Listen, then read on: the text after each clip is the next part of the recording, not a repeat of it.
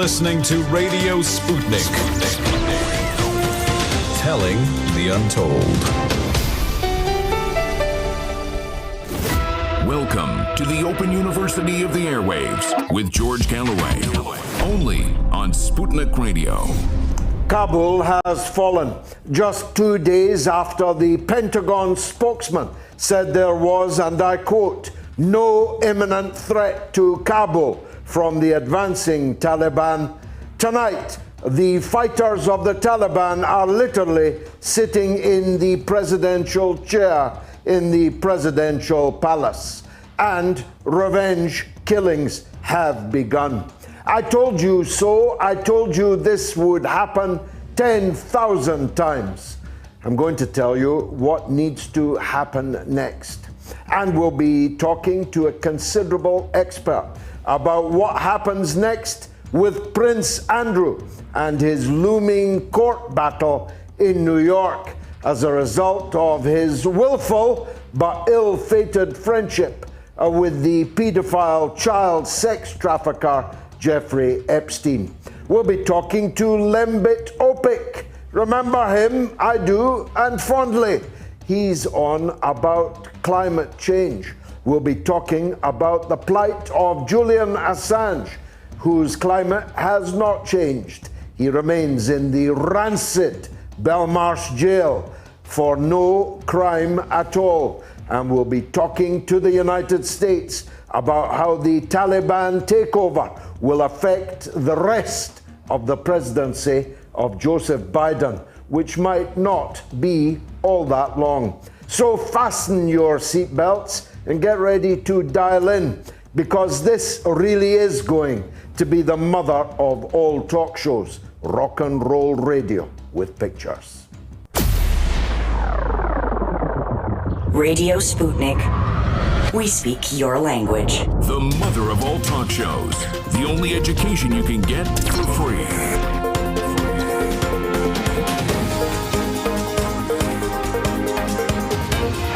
George Galloway. This is Radio Sputnik.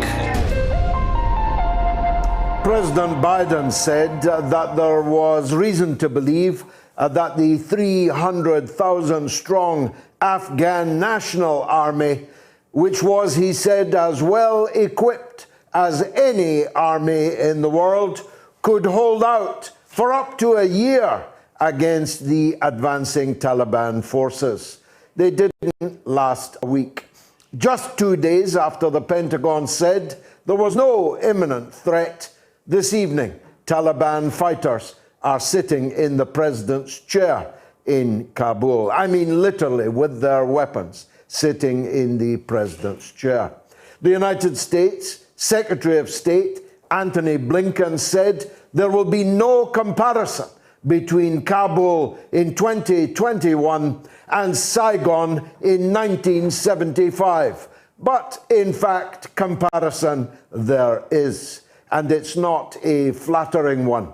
The United States scramble out of Kabul beats even the scramble out of Saigon in many important particulars, to which we shall turn over the course of this show. But I want to leave you in this monologue with some thoughts of some importance.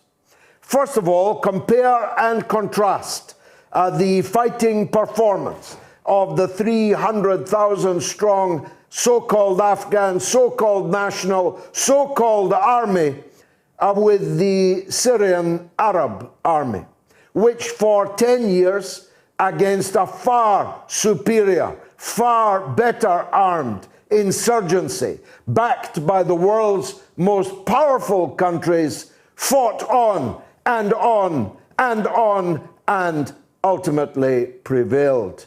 A Sunni Arab army fighting to defend a secular Arab state headed by a heretic Shiite, according to the descriptions of the Takfiri terrorists, the Taliban of their day, that were invading, desecrating, massacring, torturing, and mutilating the people of Syria.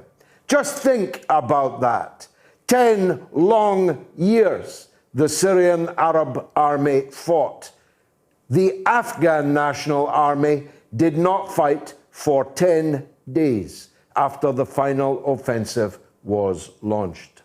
Second takeaway is this: compare and contrast the attitude of Russia to its ally Syria with the attitude abandonment by the American patron of its ally in Afghanistan. And don't think that that comparison will have been missed by any of the satrapies that currently shelter under the umbrella of American imperial power. The Russians stood by their ally, the Americans abandoned theirs, and the so-called president of Afghanistan has already flown out of the country to neighboring Kyrgyzstan, though that is unlikely to be the final watering hole that he chooses for his long exile. He's likely to end up somewhere near you, as are tens, scores, maybe hundreds of thousands of refugees that are already on the march into Pakistan, into Iran, two countries which simply cannot hold or sustain them. These refugees will not stop marching in Iran or in Pakistan. They're marching towards you.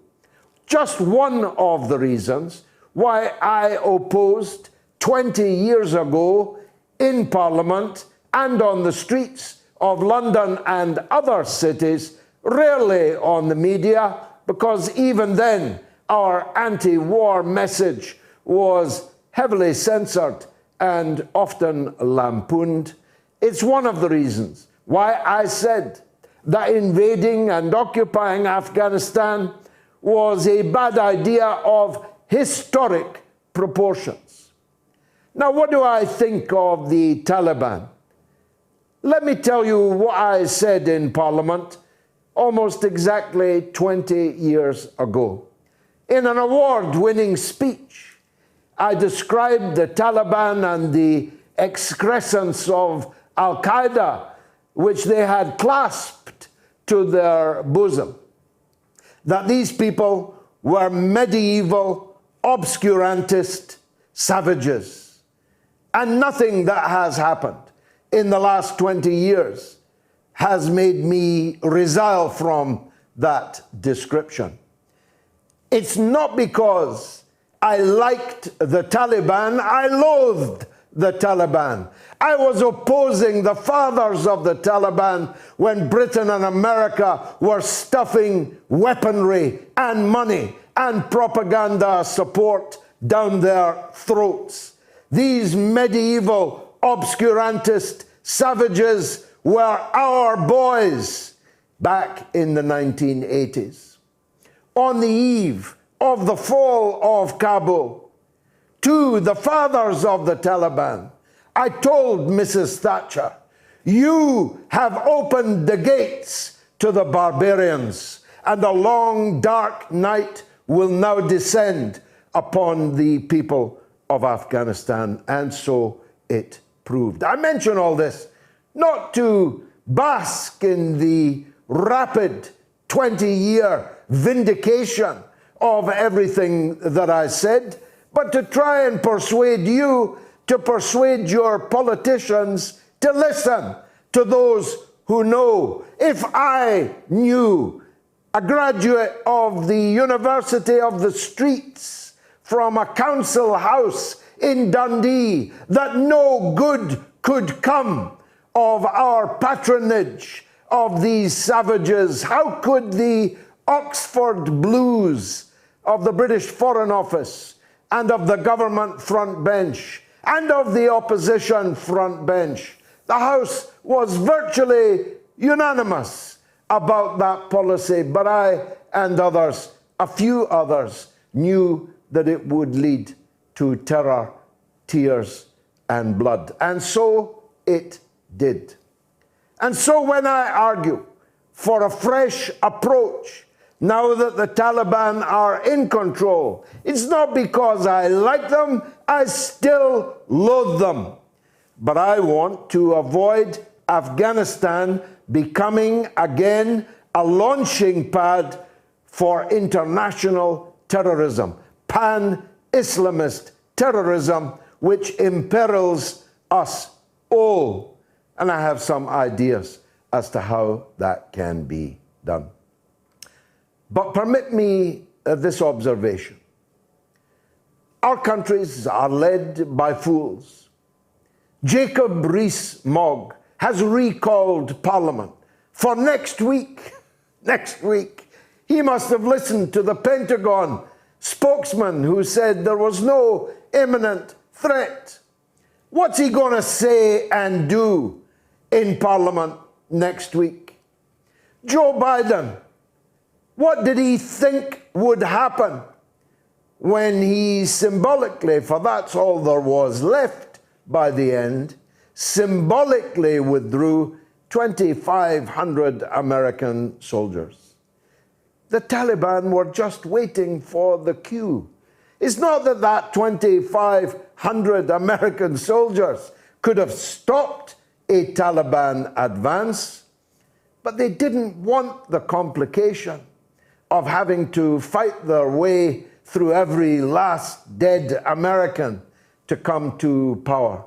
As soon as Joe Biden began that withdrawal, the cue was there for the Taliban to advance. And another dark night will now descend upon the people of Afghanistan. There'll be no more lipstick in the restaurants of Kabul. In fact, there'll be no more women in the restaurants in Kabul. There'll be no more women in public life at all in Kabul, Kandahar, Mazar-e-Sharif, or any of the towns and cities in Afghanistan. Women, metaphorically speaking, are about to disappear. There'll be no women in universities. Matter of fact, there hasn't been many women in universities or in public life over this last 20 years. The only time women could freely live in Afghanistan was in the short period in which a government ruled that Britain and America and other Western countries destroyed. That was the only time you could really safely wear lipstick if you were a woman, open a book if you were a woman, dream of becoming a doctor or a scientist if you were a woman. That's why I feel so bitter about our role in the 1980s in Afghanistan. I now watch, particularly on American TV, but also here on social media, a long parade of feminists who had nothing to say about the woman whose head was blown off in front of her children by B-52s, by cruise missiles. They're even more savage than the obscurantists of the Taliban. They had nothing to say about the destruction of that golden era in Afghanistan that was portrayed as the anti-Soviet war, but was in fact a golden age, the only golden age that there has ever been in Afghanistan. Permit me this observation. If we pursue the policy we have been pursuing of ostracism, sanctions, destabilization, subversion, siege, and even war against the new Afghanistan, it will turn out just like the old Afghanistan. Now is the time to pursue a different course. Let everyone diplomatically recognize the new government in Kabul. Let every embassy open and function in Afghanistan. Let not the aid stop but flow. This time not military aid. $2 trillion has been blown in Afghanistan. Let's kill the people of Afghanistan with kindness. Let's cooperate with Afghanistan's neighbors instead of trying to use Afghanistan against her neighbors. Let's deal with and coordinate with the government of Pakistan, of Russia, of China, of Iran, who all border Afghanistan, so that an international package can be properly implemented in Afghanistan. Because I've got to pull up what happens next. Another 9/11? Another kind of Taliban? Or another war? The Afghans have been fighting wars against foreign occupiers for millennia. As I've often told you, even Alexander the Great did not successfully occupy Afghanistan. And Boris Johnson and Joe Biden sure ain't Alexander the Great. Enough of war. Enough of fostering Al-Qaeda and ISIS-type terrorism as long as it's aimed at somebody else.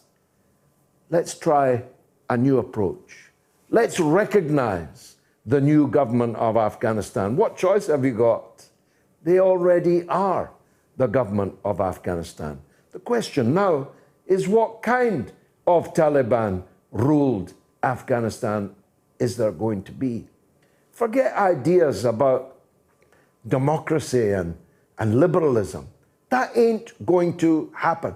The only legitimate interest as a state, not as individuals, but as a state, that we have now with Afghanistan is to preclude it becoming again a base for international terrorism that harms other people beyond their borders. That means keeping ISIS out, keeping Al-Qaeda out, making the new power in Kabul realize that there is more to gain from international cooperation than there is from international opprobrium and condemnation. That's my thesis. I'll defend it against all comers in the course of the show this evening.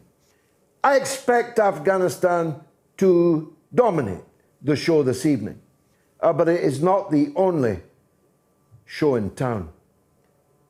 Prince Andrew, the son of Her Majesty the Queen, within, I think now, about 17 days, must enter a defense to a case brought by a woman who was illegally trafficked for sexual purposes from the United States to the United Kingdom by definitely Jeffrey Epstein and allegedly also Ghislaine Maxwell.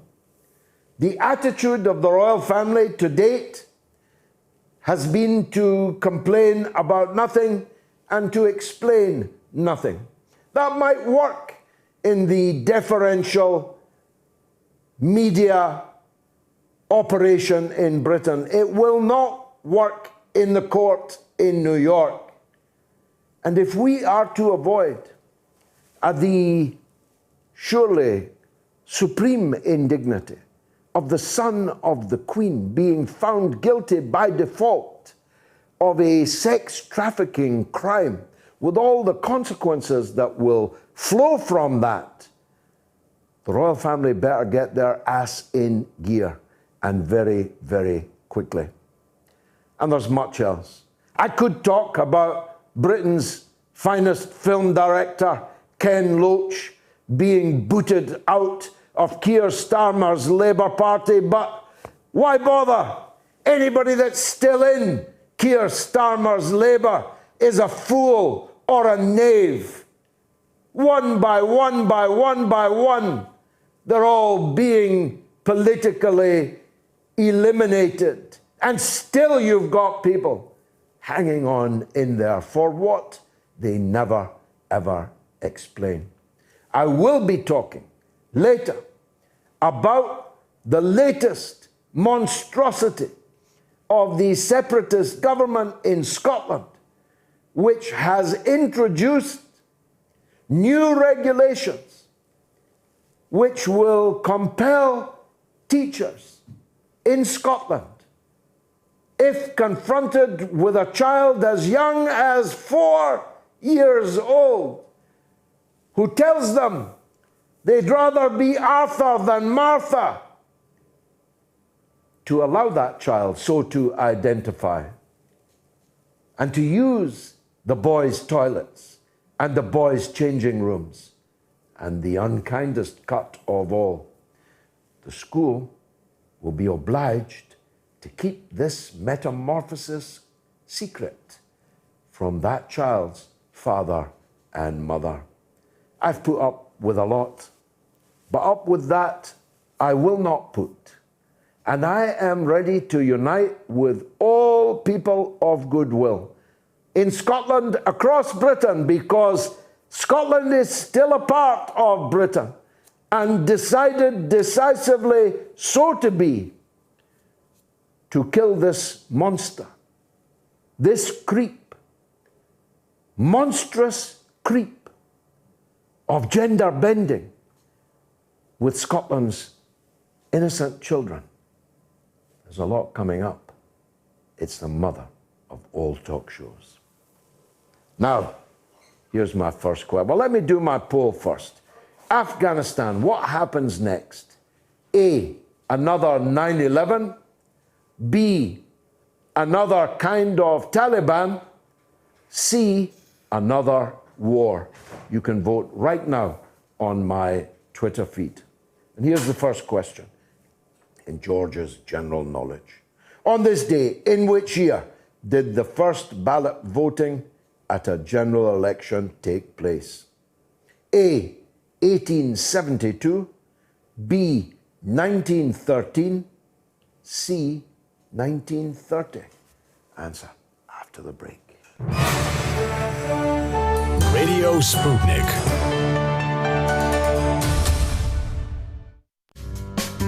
Downloads of the podcast, huge numbers are downloading this week's highlights in the UK and in the US, but also in countries like Japan, India, Denmark, Saudi Arabia. You probably get executed for that. Korea, Switzerland, the UAE, and Hong Kong in China. Thank you for all the great reviews you've been leaving on Apple Podcasts, and including this one. In British politics, Mr. Galloway stands as the last bastion of sense. Like a fine wine, he gets better with age. I have been a fan of his since 2002. I would recommend anyone to listen to him. The best podcast around. Thank you very much indeed. That was touching testimony. Thank you so much. If you do listen, give a 5-star review. Why don't you? You are listening to the Mother of All Talk Shows podcast with George Galloway. They're bringing drugs. They're bringing crime. I like beer. Yeah, we drank beer. Whoever's in charge, and I want the record to talk about that. Discussing all the controversies and news across the disunited states of America. Tune in to Fault Lines every weekday from 7 to 10 a.m. Eastern, only on Radio Sputnik. Tough questions are the most powerful weapon we have. As long as you have questions, we'll keep asking.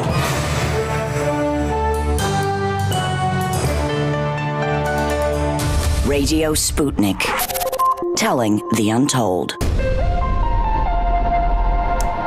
On this day, in which year did the first ballot voting at a general election take place? The answer is 1872, although only those and such as those were issued with a ballot. Now, thanks for downloading the Moats podcast this week. As a result, listenership is up 151%. More of you downloaded the podcast this week than in the whole month of June. We're now being listened to in 64 countries, including Lebanon, Tanzania, Bahrain, Guinea, Kuwait, Iran, and many more. To download this week's podcast, which will be ready tomorrow, search Moats the Podcast from wherever you get your podcasts from, or from following the link on the Moats TV Twitter account. Now, Kirby Sommers was a popular guest last time, only in audio, I'm afraid to say.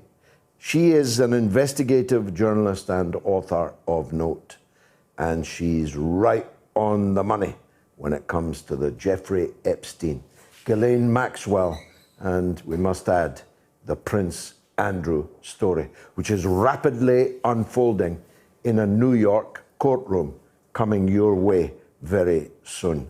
Kirby, thank you very much indeed for joining us again. I'm right, am I, that if Prince Andrew does not enter a defense in the next, I think it's 17, 18 days from now, judgment may be given against him by default and damages of millions of pounds awarded to the complainant. Tell us. You're always right, George. I want to first thank you for having me on again. Welcome. Yeah, I mean, it is a black eye for Buckingham Palace. He has, from the moment that he receives the lawsuit, and we do not know if he has accepted it. So from the moment that he physically touches that document, he has 21 days to respond. If he does not respond, you are absolutely 100% right as usual. He will lose by default. And millions might be awarded, millions which he can't afford, and we're not ready to pay as a people. The amount was not disclosed. It's usually never disclosed. So, for example, when Virginia Giuffre, who was also suing Prince Andrew, sued Ghislaine Maxwell for defamation, the amount was not, of the settlement was not made public. So in this case, I am assuming, like you just said, that it is a very large number. But, you know, we have to really consider their position. For 5 years, David Boies, who is Virginia's attorney in this matter, has attempted to get a response, some kind of communication line open with Prince Andrew.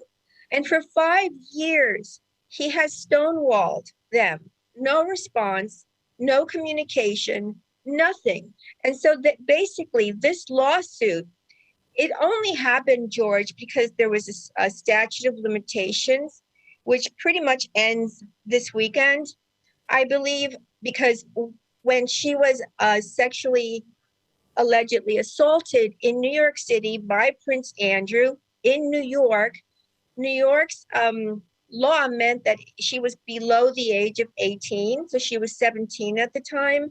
That gave her the ability to sue under the Child Victims' Right Act.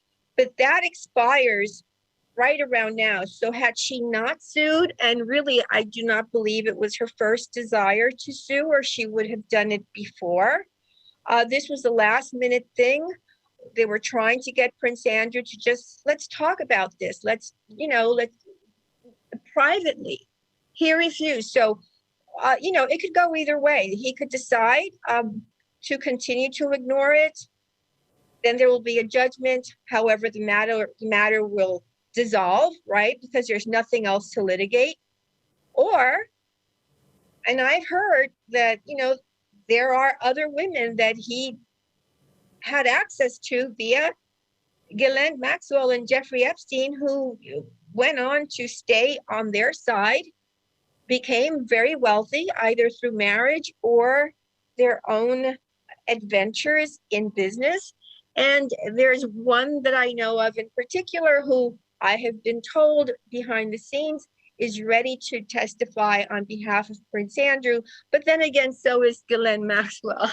Yeah, I'm not sure that testimony would be the wisest course for Prince Andrew to follow. If he responds within that 21-day period, will he have to appear in this New York courtroom?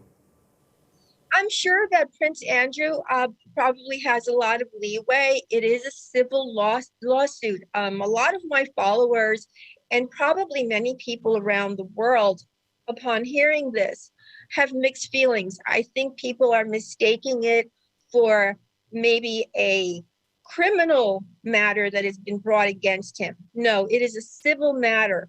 And as a civil matter, even though it is carried out according to the law of New York, they have some leeway.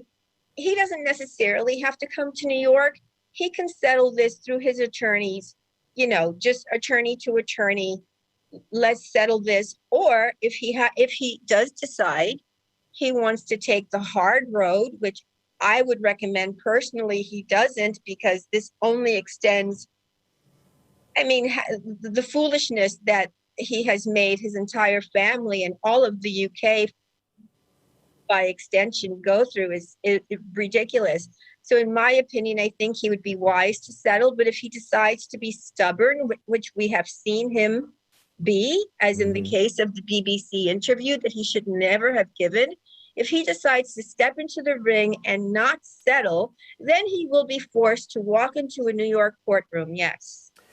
And just to set out the facts, she alleges, and there is a photograph which we've all seen, published in the newspapers, by his testimony that has to be a fake photograph because he says he never met her. Exactly. He never went dancing with her.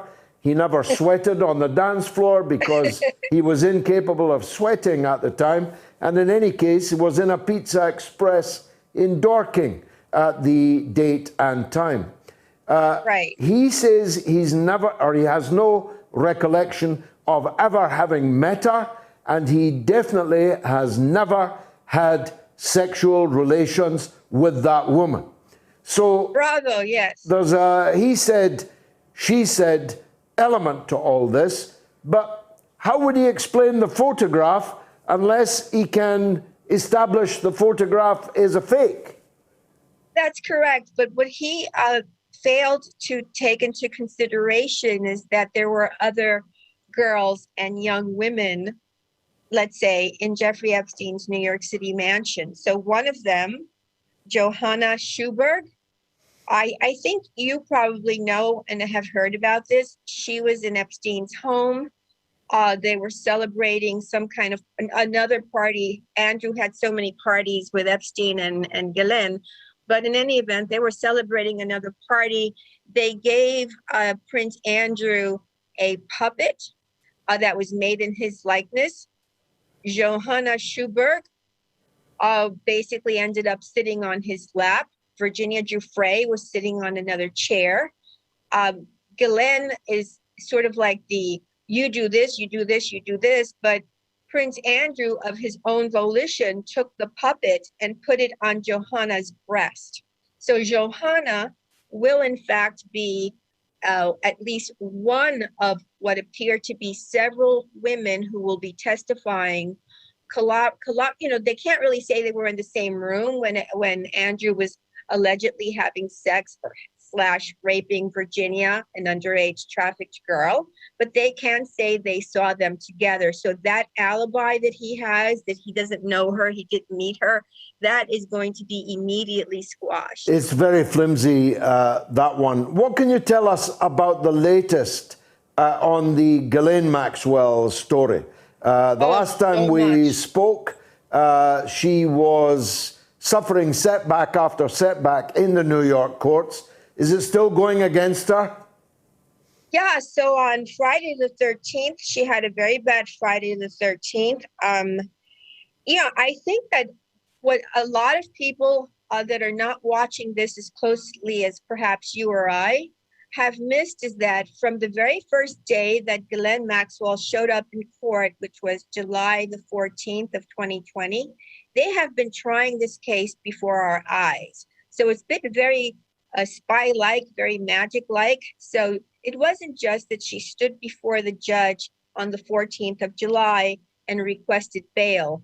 They also threw in Jeffrey Epstein's non-prosecution agreement and basically told the judge at that time throw out the case. Well, motion after motion after motion has gotten us to Friday the 13th, where basically Ghislaine Maxwell, and I'm going to read you the 4 attempts to get out of jail that she presented to the court, and you tell me which one. If you want me to expand on all, I will, but I'll tell you what she tried. Number 1, she tried the Bill Cosby defense. Number 2, she tried the double jeopardy defense. The third defense, of course, is the fallback Jeffrey Epstein non-prosecution defense. And the fourth one is the Mann Act. She was denied on all 4, but if you want me to explain this, I'm happy to. What's the Mann Act? The Mann Act is when someone is transported across state lines for the purpose to be trafficked. Now, in this case, when she tried to have it applied to her, it does have a 5-year statute of limitations. And her argument is, well, I'm being tried for the years 2001 and 2000 through 2004, so this applies to me. Judge Allison Nathan, who was presiding over the case, said, no. And I'll tell you why. And she said, not only did you transport them across state lines, but you partook. You sexually assaulted them too. Denied. Wow. And what's the Bill Cosby defense, just for those who are not following that particular one as closely as us? So Bill Cosby had a verbal non-prosecution agreement in the state of New York with a certain prosecutor. When that person retired and someone else took his position, they decided to prosecute him and put him in jail. His attorneys fought and said, hey, wait a minute, we have a non-prosecution agreement. This is not supposed to happen. And the other person who then took over the other person's position agreed and said, okay, you're right, it should not have happened. You get to leave jail, you have your get out of jail free card. Ghislaine Maxwell decided if that's going to happen to Bill Cosby, I can get that too. The judge said no. And the reason she said no is because Bill Cosby, his non-prosecution agreement happened in the state of New York. And he only requested that it be reinstated and sort of reconfirmed in the same state. And the judge said, you're talking about Jeffrey Epstein's non-prosecution, which may not apply to you at all, which happened in Florida. So no on that one too. So she lost all these 4 counts. It was a very bad Friday the 13th for her. What comes up next, Kirby? Well, they're trying to get the trial is scheduled to commence on November. And what's really interesting is that she has really tried to present herself as a victim, meaning that she has complained about the water, about her hair falling out, about losing weight, about unedible food. And one would think that if you are having such a terrible time in jail, then you want this to be heard sooner rather than later if you're definitely as innocent as she is proclaiming to be. So what they really want is for the case to be not heard in November, but to be heard in the beginning of the next year. And the judge has basically said, okay, I'll think about it. I'll let you know. So that's outstanding. Kirby, you are the oracle on this story. We'll be back in touch. Thank you very much indeed for joining us on the Mother of All Talk Shows. Afghanistan, what happens next? A, another 9/11, 19% of you think that. B, another kind of Taliban, 39% of you think that. C, another war, 42% of you think that. Let's take a quick call on it. It's Bill in Kilmarnock. Bill, welcome to the show. Good evening. How are you? By the grace of God, good. Thank you, Bill. What would you like to say? Well, it's actually about Prince Andrew. Yes. I was phoning about. I just watched the BBC documentary or the interview last night, and his defence is really poor. It is, yes. It's very weak. It certainly wasn't me. I've never been upstairs in that house before. Says who? I mean, really? It wasn't me because I don't sweat an adrenaline thing. There's no such thing. There's no such condition. So if I know that, surely a prosecution is no defence. No defence. He's gone for this stonewall. This is the old practice of royalty and so on. Never complain, never explain. He broke that by doing that BBC interview. He did complain. He tried to explain. The problem was the explanation didn't cut much ice. Oh, it was a puerile, absolutely puerile. He would have been better just keeping his head down, really. So what next? I mean, where's he headed next? Do you think he's going to answer this charge in the next 17, 18 days? Well, yes, he should answer it, but I don't think he will. I think there'll be some royal charter proclamation. The Queen will get involved. I don't know, but it just... Well, I read today, Bill, that Her Majesty is paying his legal bills, which means you and I are paying his legal bills. We're paying his legal bills. Okay, that's good. He doesn't get legal aid. I don't believe he would get legal aid for 1 minute, George, to be honest with you. There's not much legal aid left. If he refuses to answer the charge, the judge will presumably find against him, award damages to the woman concerned, the young woman, Victoria Giuffre, as she now is, and then what, he'll just let her whistle for her money or what? Well, I think that would be if I were he, and thank God I'm not, that would be the sensible course of action. And then it's paid, not quite out of court, in court, but it's still paid, and it's paid to go away. Yeah, I mean, that puts him out of public life in Britain forever, doesn't it? You couldn't have him on the Buckingham Palace balustrade when an American court has found him to be a rapist. No, it will be sadly missed, I'm sure. Probably at the next It's a Royal Knockout. But that's just what he has to do. He'll go into some form of exile. Yeah, we'll be paying for that as well. Bill, thanks very much for that call.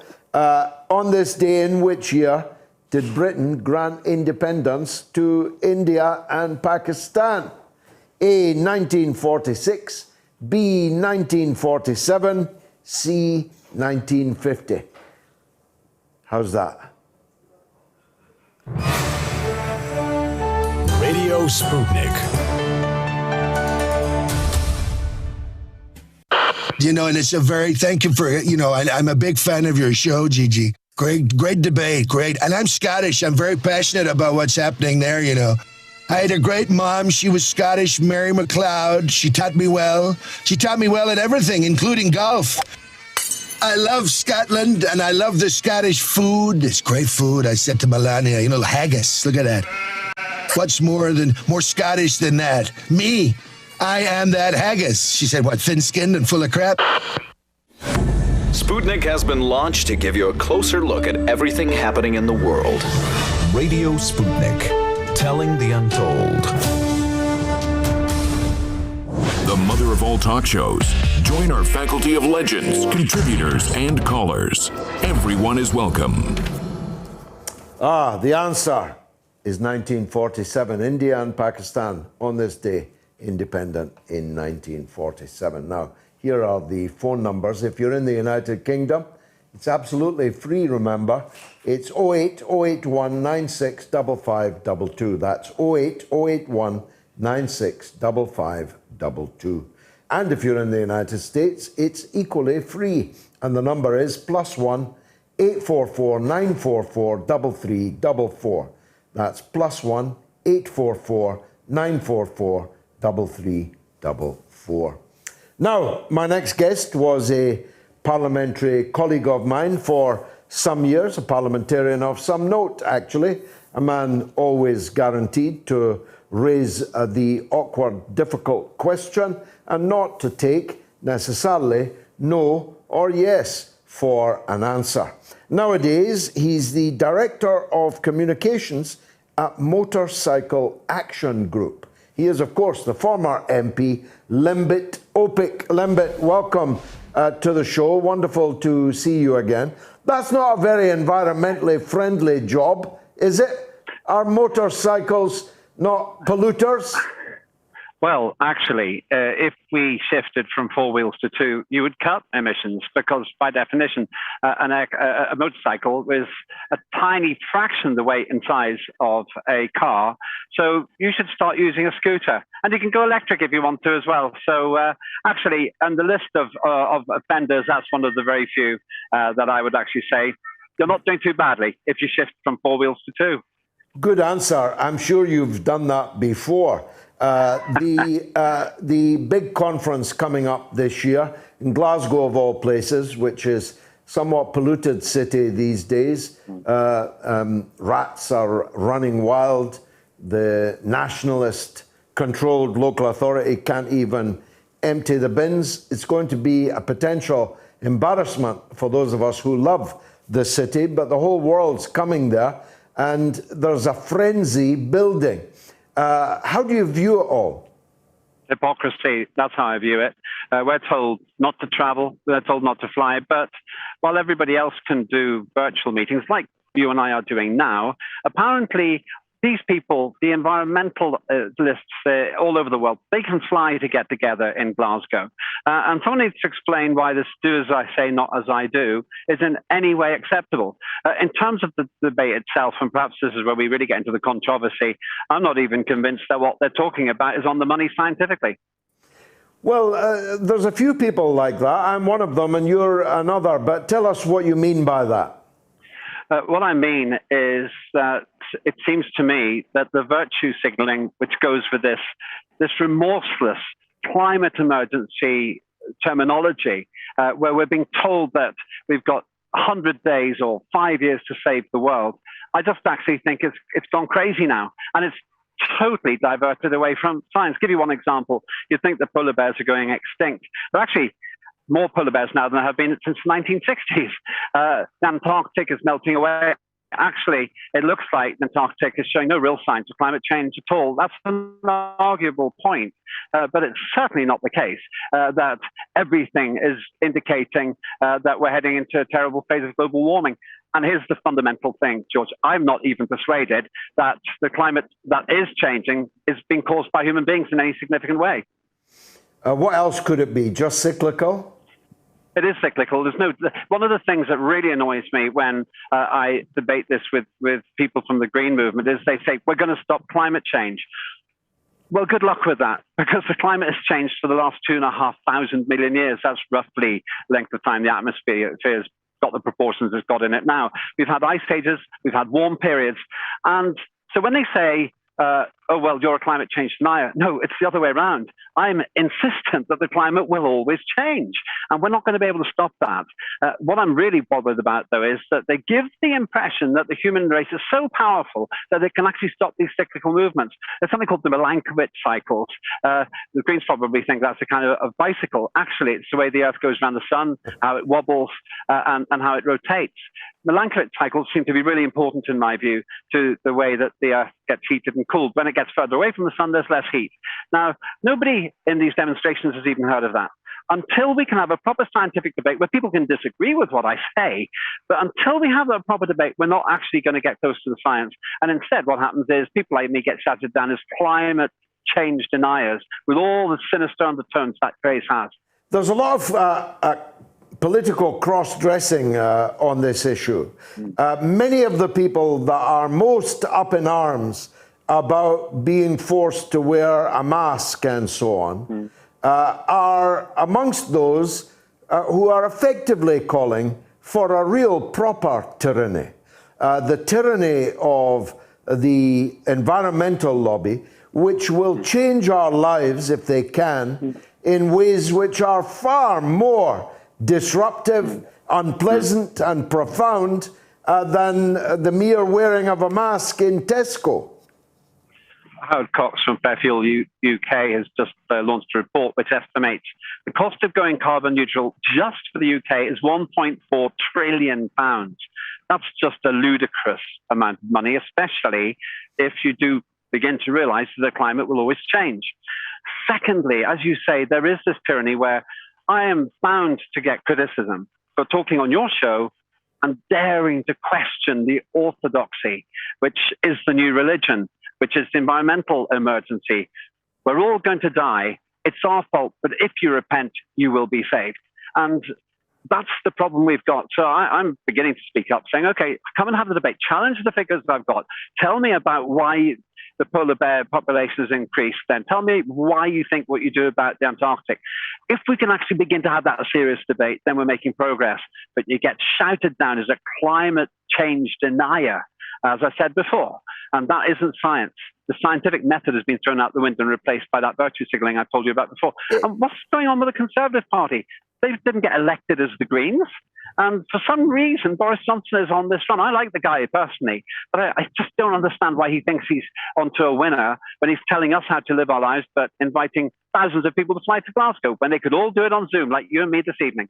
It's the apocalyptic approach which disturbs me, that we've lived through, you and I have lived through. You've got 5 days left to save the NHS. You've got 7 days left to save the pound. You may even be too late to save the planet, but we need to try anyway. I mean, this apocalyptic approach, the Greta Thunberg approach, weeping, bitter tears, blaming her parents' generation, her grandparents' generation, and so on. Just like the COVID thing, it's going to prove very deeply divisive and, in the same vein, lacking in scientific precision. More heat than light.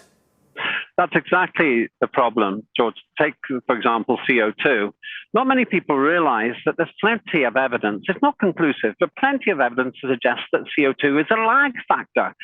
What that means is it could be that the evidence suggests as temperatures go up, then CO2 goes up. As temperatures come down, then CO2 comes down. It's not really clear what the relationship is there, but we're being told that something which is essentially a trace gas and a good fertilizer, because we depend on it for plant life, CO2, is wrecking the planet. Well, water vapor is 490 times more important as a greenhouse gas than CO2. But we fixate on CO2 because they can ban petrol motorcycles, they can ban your car and your diesel and everything else, ban your gas stove for that matter, because it's been made the enemy. Actually, there's an argument to say that we should have more CO2 because it greens the planet. NASA, which is some extent complicit, I think, in the abuse of science on this one, but NASA itself admits that the world's got greener, and it's probably because there's a bit more CO2. And what do we do in greenhouses? Professional greenhouse operators, they triple the amount of CO2 that's in those greenhouses because the plants love it. Any gardener knows this. But you can't get to the science exactly because of that tyranny, because you're shouted down, you're excluded, or you're told, oh, we don't need to have balance on this because the science is settled. As soon as someone says that, they've abandoned science. Yes, well, the Afghan story that we're covering tonight is another good example. When the House of Commons was unanimous about something, it was almost always unanimously wrong. None of us, I presume, are saying that we should not try and lead a cleaner, greener life. That we should have less plastic, less waste, keep the plastic out of the oceans, maintain our wildlife and our insect diversity and so on. We're all in favor of that. We just don't want to wear a hair shirt and go and live in a cave as the epitome or the apex of human civilization, do we? Exactly. I've got solar panels on my roof. It's a decision I sorely regret, by the way, because it's so uneconomic, it's unbelievable. And I greened my house up in Wales. Not that anyone cared, they still voted me out, but I'm not bitter about that. I reduced the consumption to 300 watts in that house. I did that because it's just smart. If you can get a car which does 80 miles per gallon instead of 50, what's not to like? But so sensible husbandry of our resources is a really good idea. And also, I don't like the idea of pointlessly wasting those resources.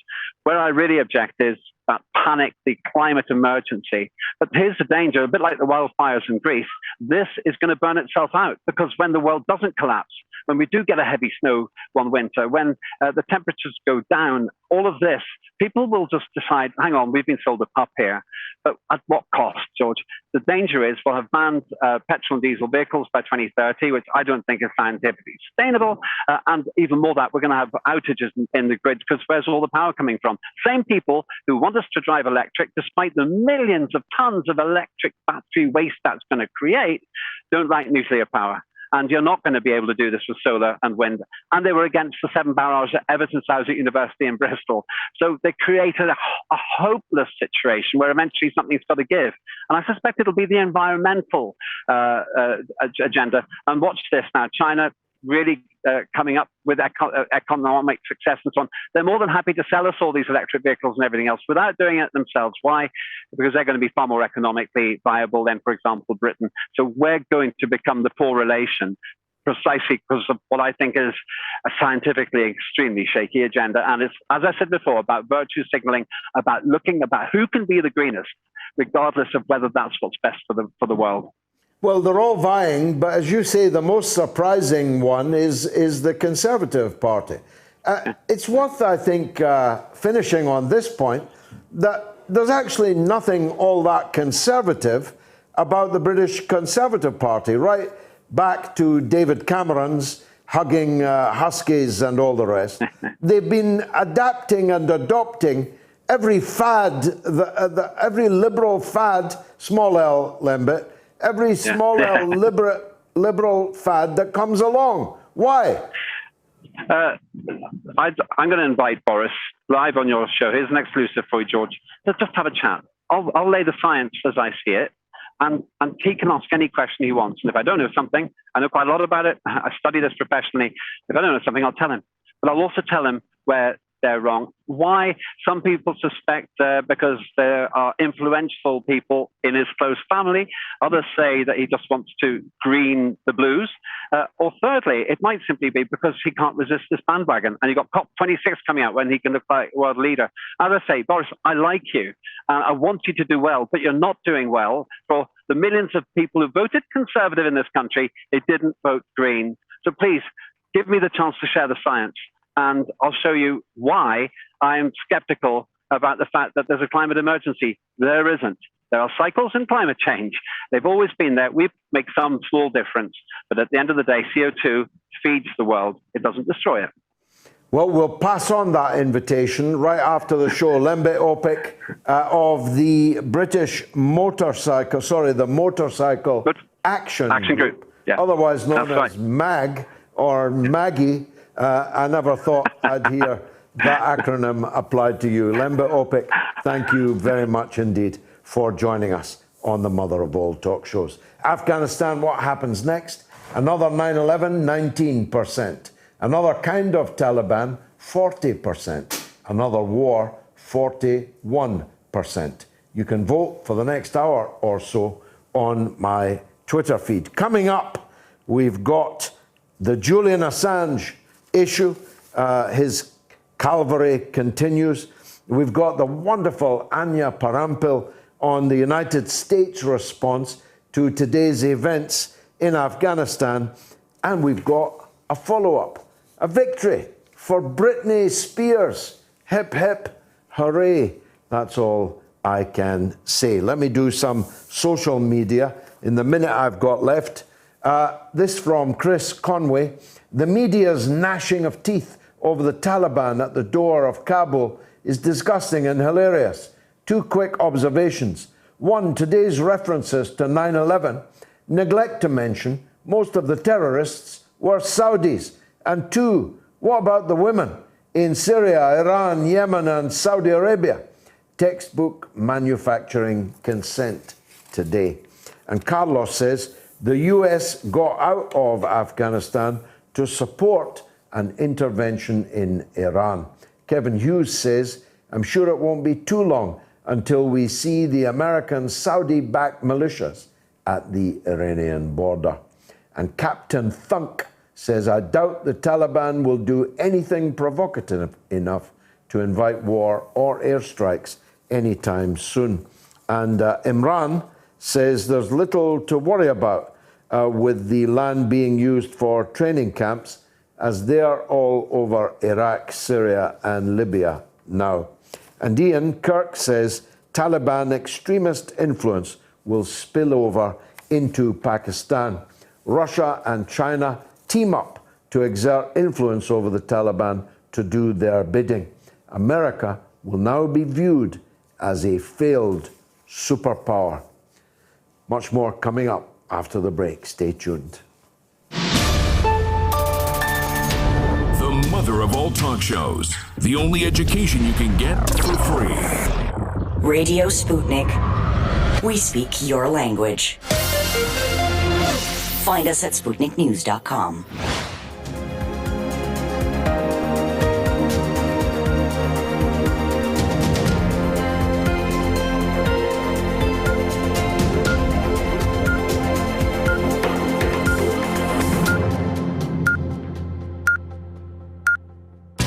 Radio Sputnik News. Afghan President Ashraf Ghani addressed the recent advancement made by the Taliban to the capital city of Kabul in a televised broadcast on Sunday. He made the statement before fleeing the country for Tajikistan. The update followed the announcement that the group had arrived at the outskirts of Kabul after seizing large parts of Afghanistan within a week. President Ghani flew out of the country, two officials told the Associated Press news agency, speaking on the condition of anonymity because they were not authorised to brief journalists. Local media reported that Ghani left for Tajikistan. The Taliban, which for hours had been on the outskirts of Kabul, announced soon after that they would move further into the city, gripped by panic throughout the day as helicopters raced overhead to evacuate personnel from the US Embassy. Smoke rose near the compound as staff destroyed the important documents. Several other Western missions also prepared to pull their people out. Civilians, fearing that the Taliban could reimpose the kind of brutal rule that all but eliminated women's rights, rushed to leave the country as well, lining up at cash machines to withdraw their life savings. The desperately poor, who had left their homes in the countryside for the hoped for safety in the capital, remained in their thousands in parks and open spaces throughout the city. Afghanistan's acting defence minister, General Bismillah Khan Mohammadi, said the capital was secure despite reports of the Taliban entering Kabul on Sunday. Kabul is secure. Your security and defence forces are committed to their promise of defending Kabul, he said. International forces are ready to provide whatever help to the Afghan security forces, said Mohammadi. Everyone is ready to defend Kabul.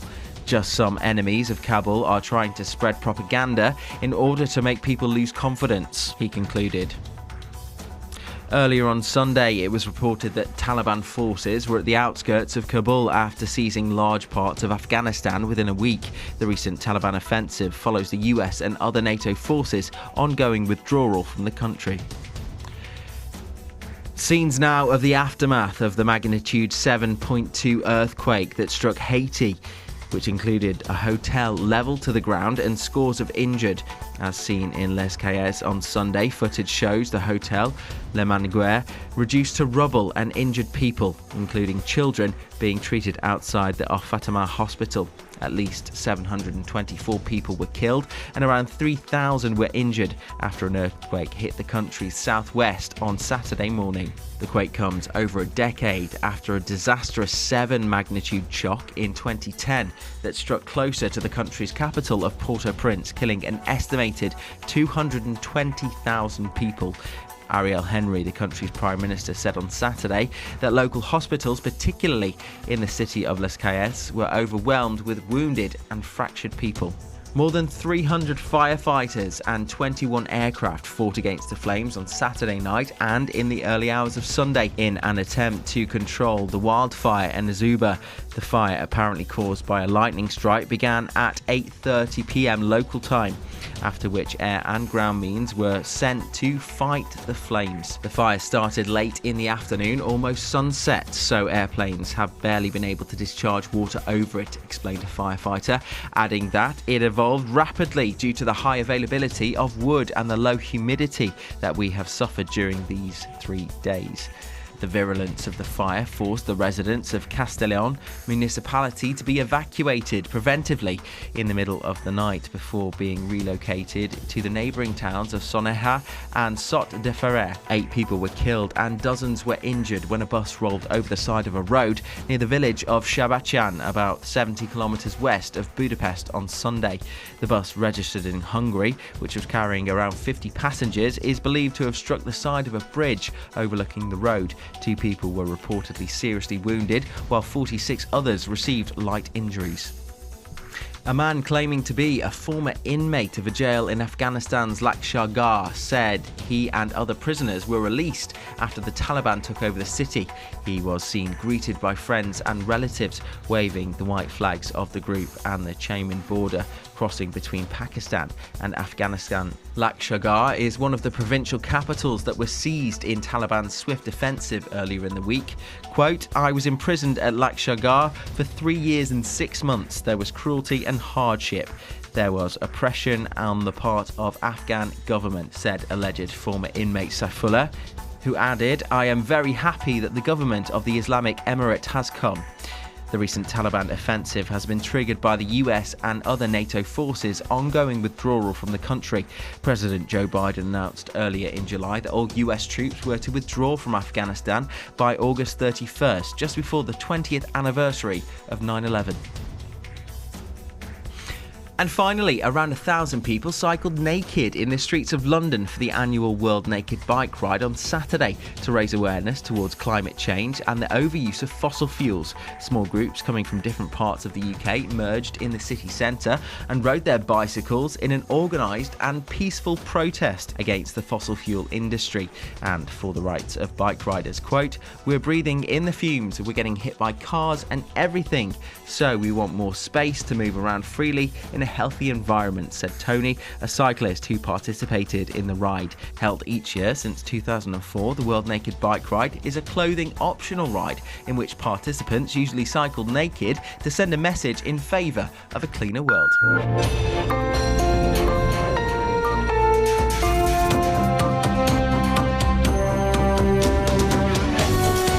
You're listening to Radio Sputnik. Telling the untold.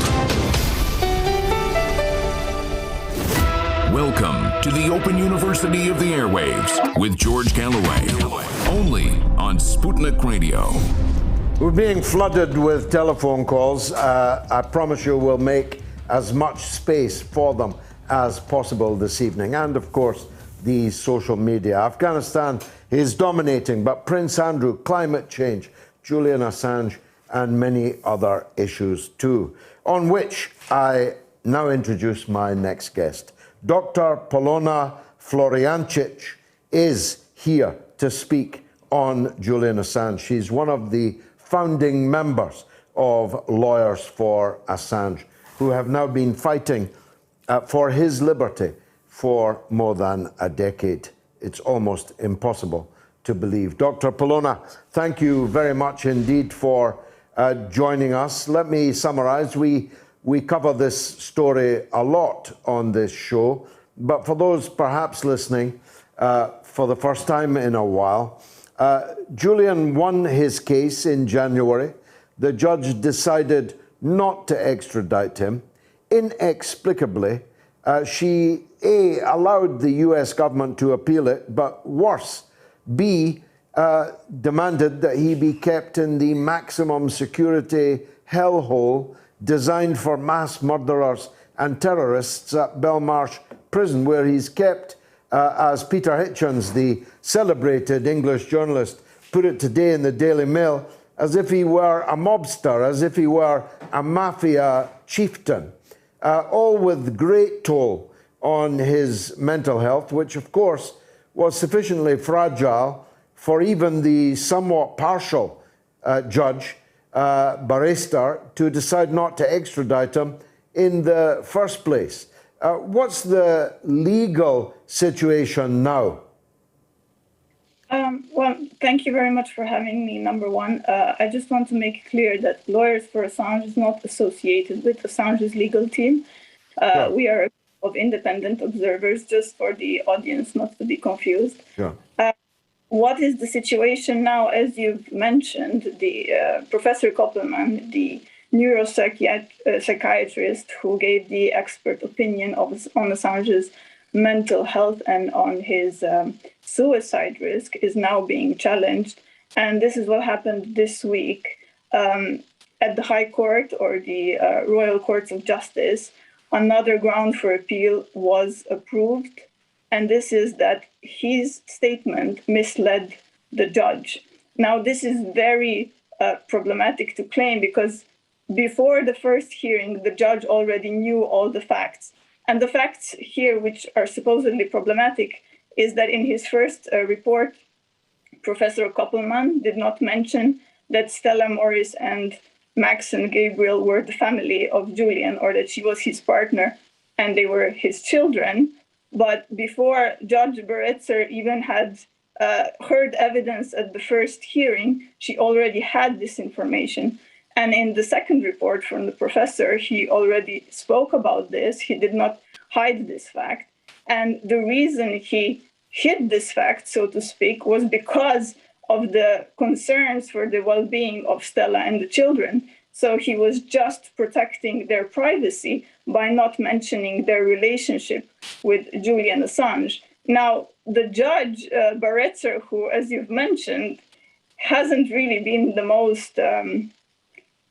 She has shown her dislike of Julian on many occasions. And in her decision, apart from, saying no to the extradition on the grounds that he may commit suicide if extradited, apart from that, she has accepted all the arguments from the United States. So in every other sense, that judgment is highly problematic, decision. Now, my point is, Professor Koppelman was just trying to protect Stella and the kids from what they are experiencing now, which is death threats and threats to their security. And I'm sure you've seen Stella speak outside the court, and she could hardly contain her tears, which I'm sure she feels extreme injustice that this is now being used to challenge the expert opinion that has led to the refusal of the extradition, that her safety and the safety of her children, and also Daniel, the other son of Julian Assange, who's also receiving threats, that considering the protection of them is now being used as to somehow undermine the expert opinion of Professor Koppelman altogether. And where's the connection? Nobody knows why the expert opinion would not hold its value, its merit, because this was not mentioned in it. And the United States, or the prosecution, is claiming that this has misled Judge Baretzer, but she herself said she was not misled. She understood why the information was not disclosed at that point, and she since heard the full story. So her decision was in no way influenced by that. Now, Timothy Holroyd, who's the Chief Justice at the Royal Courts of Justice, who decided on this week, he himself said that it's highly unusual for the Royal Courts of Justice to consider the evaluation of the evidence by the district judge, but that he is allowing this, to be argued at the appeal. The appeal is in October. I think, in summary, we can say that because a new ground for appeal has been added, the danger of Julian being extradited to the US just got greater. If it had been the simple appealing against Baretser's finding in October, Julian would have been safer than he now is. Is that correct? It's absolutely correct. At the beginning, 3 of the grounds for appeal were granted. Now it's all of them. So with every, further grounds for appeal, the threat is greater. But the hope is that the other judges will be more reasonable and will still uphold the findings of the expert witness and still consider the risk of suicide to be great. And I know you don't speak for Julian's lawyers. That's an important dichotomy to make. But in your opinion, as a lawyer, why is he still being held in these cruel and unusual circumstances? He has not been convicted of any offence beyond skipping bail that he's already served 1 year in prison for. Therefore, he's an untried prisoner, not charged with any criminal offence here in Britain. Why is the British state disgracing itself with this treatment of a very high-profile political prisoner? It's not just the state which is disgracing itself, it's the justice system, because this is not a normal proceeding. That's as a jurist, I can say that this is not normal. And this shows that it's actually a political proceeding. And all I can say about him still being in Belmarsh, it's grotesque. The bail skipping part was actually him seeking and being granted asylum. This is not the same as quote unquote normal bail skipping. And even if it was normal bail skipping, in most cases in the United Kingdom, they don't even get any punishment, or if they do, it's something minimal. He got the longest punishment, and if even after that was over, he is still in Belmarsh. And why Belmarsh? Is he a war criminal? Is he, has he committed crimes against humanity, or has he revealed them? So, as a lawyer, I can tell you this is political. Well, the criminals made it a crime to report on their criminal behavior. That's the long and the short of it. I'm grateful to you for your coming on the show tonight. Dr. Polona Florijancic, thank you very much indeed for joining us on the Mother of All Talk Shows. Now, the poll is going, if you'll forgive the pun, great guns. What happens next in Afghanistan? Another 9/11, 19%. Another kind of Taliban, 40%. Another war, 41%. On the YouTube poll, that was the Twitter poll. On the YouTube poll, it's almost identical. Another 9/11, 13%. Another kind of Taliban, 48%. Another war, 39%. So you can let me have your point of view either on Twitter or by email directly into the studio or on the phone. Here's the numbers: 08081 965522 if you're in the UK. It's completely free. If you're in the United States, it's equally free, but the number is +1 844 944 3344. And I mentioned the emails. Email the show anytime at onair@moats.tv. Sabar Crosby says, George, Ivan Sokoulas won't come to England to face trial for the death of Harry Dunn, then why should Prince Andrew go to the USA over an allegation with no evidence? And David says, Kirby is an amazing researcher. Anyone who doesn't follow her, go to her Twitter. P.S. If Ghislaine gets to trial, she will sing like a canary. And Robbie the Pict says, Andrew is hiding in the Crown Estate at Balmoral, so he can't be handed the Sabina. And John says, send Prince Andrew to fight the Taliban. And Shahid says we should send Tony Blair to talk to the Taliban. And Big G Haywood says so-called terrorism is nothing more than a PSYOP, a CIA counterinsurgency program. And Glenn says, watch the USA ramp up the Uyghur issue now. This is to exacerbate any potential problem between Afghanistan and its neighbor, China. And Tony Lawler says, Americans think if you don't turn your country into a shopping mall, with a McDonald's on every corner and a Starbucks on every other corner, you are not a democracy. And 712 Dal says the goal was never to win. The war was very successful. The surveillance state is stronger than ever. Constitutional rights are trampled upon, and the defense budget is higher than ever. Well, that's true, of course, but it's not the whole truth. The United States has now suffered a cataclysmic blow to its global prestige. Every satrapy, as I put it earlier, currently depending on the United States to defend them, to keep them in power, now is looking at the pictures from Afghanistan, as in another earlier era.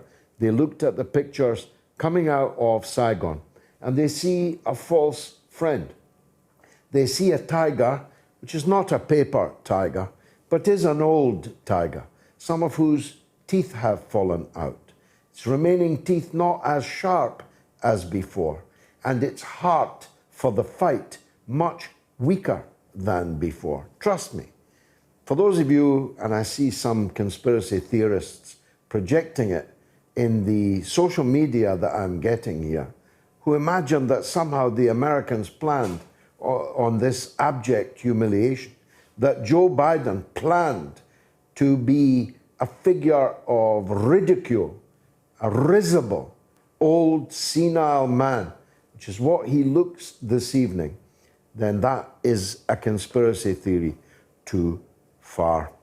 Now, let me give you the next question. In this week, in which year did Elvis Presley die?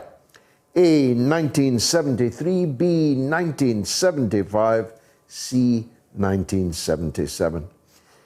I know the answer to that because my birthday is Elvis's death day. And so for many years, my birthday was more melancholy than it would otherwise be as each year passed, because I had to listen to Elvis all day on the radio. Not in the context of his greatness, but in the context that my birthday was the day he shuffled off this mortal coil. Anyway, the answer to which year Elvis died comes up right after the break. Radio Sputnik.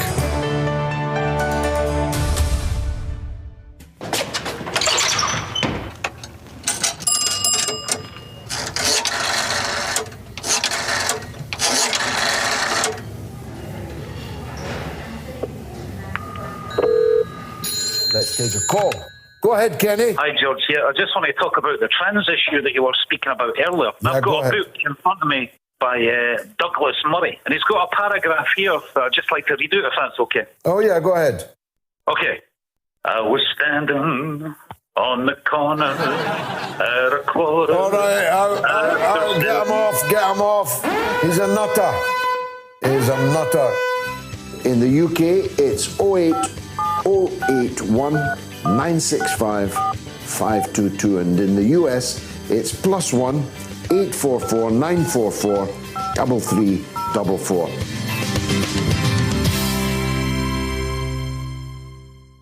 Tough questions are the most powerful weapon we have. As long as you have questions, we'll keep asking.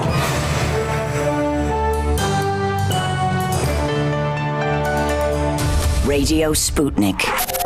Telling the untold. Elvis died on my birthday, 16th August in 1977. I remember it well. I was in a place called the Hansom Cab in Dundee when the news broke. The jukebox was busy with Elvis songs that evening. Now, let's take calls right up till 9 o'clock. We've got plenty of them. First up is Tariq in London. Go ahead, Tariq. Hello, hello, Jeff. I want to make a comment about the fact that whether Taliban have changed or they are the same Taliban that they were in 1996. Yeah. I unfortunately was present in 1996 takeover of the Kabul, and I was witness to the way Dr. Najibullah was brought out and hanged in Ariana Chowk. In fact, Dr. Najibullah was killed and brought out dead to be hanged. His brother Ahmed Zai Shahpur was actually hanged in Haryana Chowk. And I contrast that with today's takeover of Kabul. Although I get to sit in the comfort of London now, but it is a much different example of a takeover compared to 1996. So far, Tariq, so far. So far, but we saw the capture of Ismail Khan, an ardent enemy of the Taliban. He was captured in Herat, but then released and put back on a plane and sent to Kabul to convey Taliban's message to the opposition. So there has been some very positive developments, and we have to applaud Taliban, and we have to encourage them to continue on those positive developments rather than to bring out the demons from the past and try to push them to kind of go in that direction. But what we are seeing right now is something that is a very positive sign. And a lot of talk has been made on human rights and whether girls will be allowed to go to school or not. The problem was not that Taliban were not allowing girls to go to school. The problem was the way the schools were presented to the Afghan population. Schools were being used by the communist government to brainwash the kids, and they were literally dressing the girls up in dresses that they were totally in contrast with local culture. And that was a real problem. If schools could be presented in a positive way, Taliban have got absolutely no problem with allowing girls to go to school. And this is something that they have been saying. And recently we have seen that at least the Taliban policy is that we will not stop girls from going to school. What happens under individual commanders in some way is an entirely different thing. But now Taliban are coming back. But don't just gloss over it because it's an entirely different thing. Afghanistan is a big territory. It is habitually lawless, subject to warlordism. The girls have already been taken out of their workplace and driven off and told not to come back in several of the so-called liberated areas. I find your caricature of the school and universities in the pre-Taliban era quite grotesque, I must tell you, that girls were being dressed up. Didn't girls have the agency of dressing as they wished in defiance of local custom? As defined by who? By you or other men? Dr. Najibullah was a friend of mine. So I recall his fate in nightmarish terms. I have absolutely no reason to resile from my description of these people as medieval, obscurantist savages. But I did say at the top of the show, perhaps you missed it, that the way forward now that they are back in control is to engage with them, not to sanction them, ostracize them, quarantine them, besiege them, subvert them. We must now accept that the Taliban are back in power and try to do our best to mitigate that obscurantist savagery. And above all, to stop the Taliban going down the road they did go down of allowing every Tom, Dick and Harry of the Al-Qaeda persuasion to use their territory as a base for international terrorism. Surely you can go with me on that. Well, to be very honest, as far as the Al-Qaeda is concerned, Taliban never wanted them to be there. The Al-Qaeda was left over to the Taliban by the Hikmatyar and the rest. They invited Mullah Omar had the warmest possible relations with Osama bin Laden. Why are you apologizing for the Taliban in this? Because I have seen the positive things of there. That was the only 4 years in Afghanistan that had any semblance of peace. When you said that Afghanistan is a fractured country and it has never been under single control, during the Taliban time, it was under the single control, although it was an extremely brutal control, but that was the only time in that. Well, I'm glad you concede they're extremely brutal. You don't work for Pakistan intelligence, Tariq, do you? No, not really. In fact, I was imprisoned by the Taliban. I was kept in prison for around 21 days in Taliban prison. I've been slapped, kicked, and literally, more or less, one could say, tortured during the Taliban time. I've got no excuses to make. I was rather close to Hikmatyar when I was a journalist, and I used to go down to Afghanistan more often. But bringing it down to bin Laden's thing, Mullah Omar was fed up of bin Laden. He hated the fact that bin Laden was running his own show in Afghanistan. It was only when Mr. Clinton was involved with Monica Lewinsky, and in order to divert the internal politics, he launched a cruise missile attack on Afghanistan in Homs. That's what really infuriated the Mullah Omar, and he said, okay, fine. Now he is my honorable guest, and I will defend him. But whatever the case was, in those days, Taliban had just come out of a village and had ended up having the whole country. They were not experienced. Now we would hope, you said the Taliban are back in power. I would say they're not yet back in power. They haven't formed the government. They are still the insurgents who have won the war, but they haven't formed the government yet.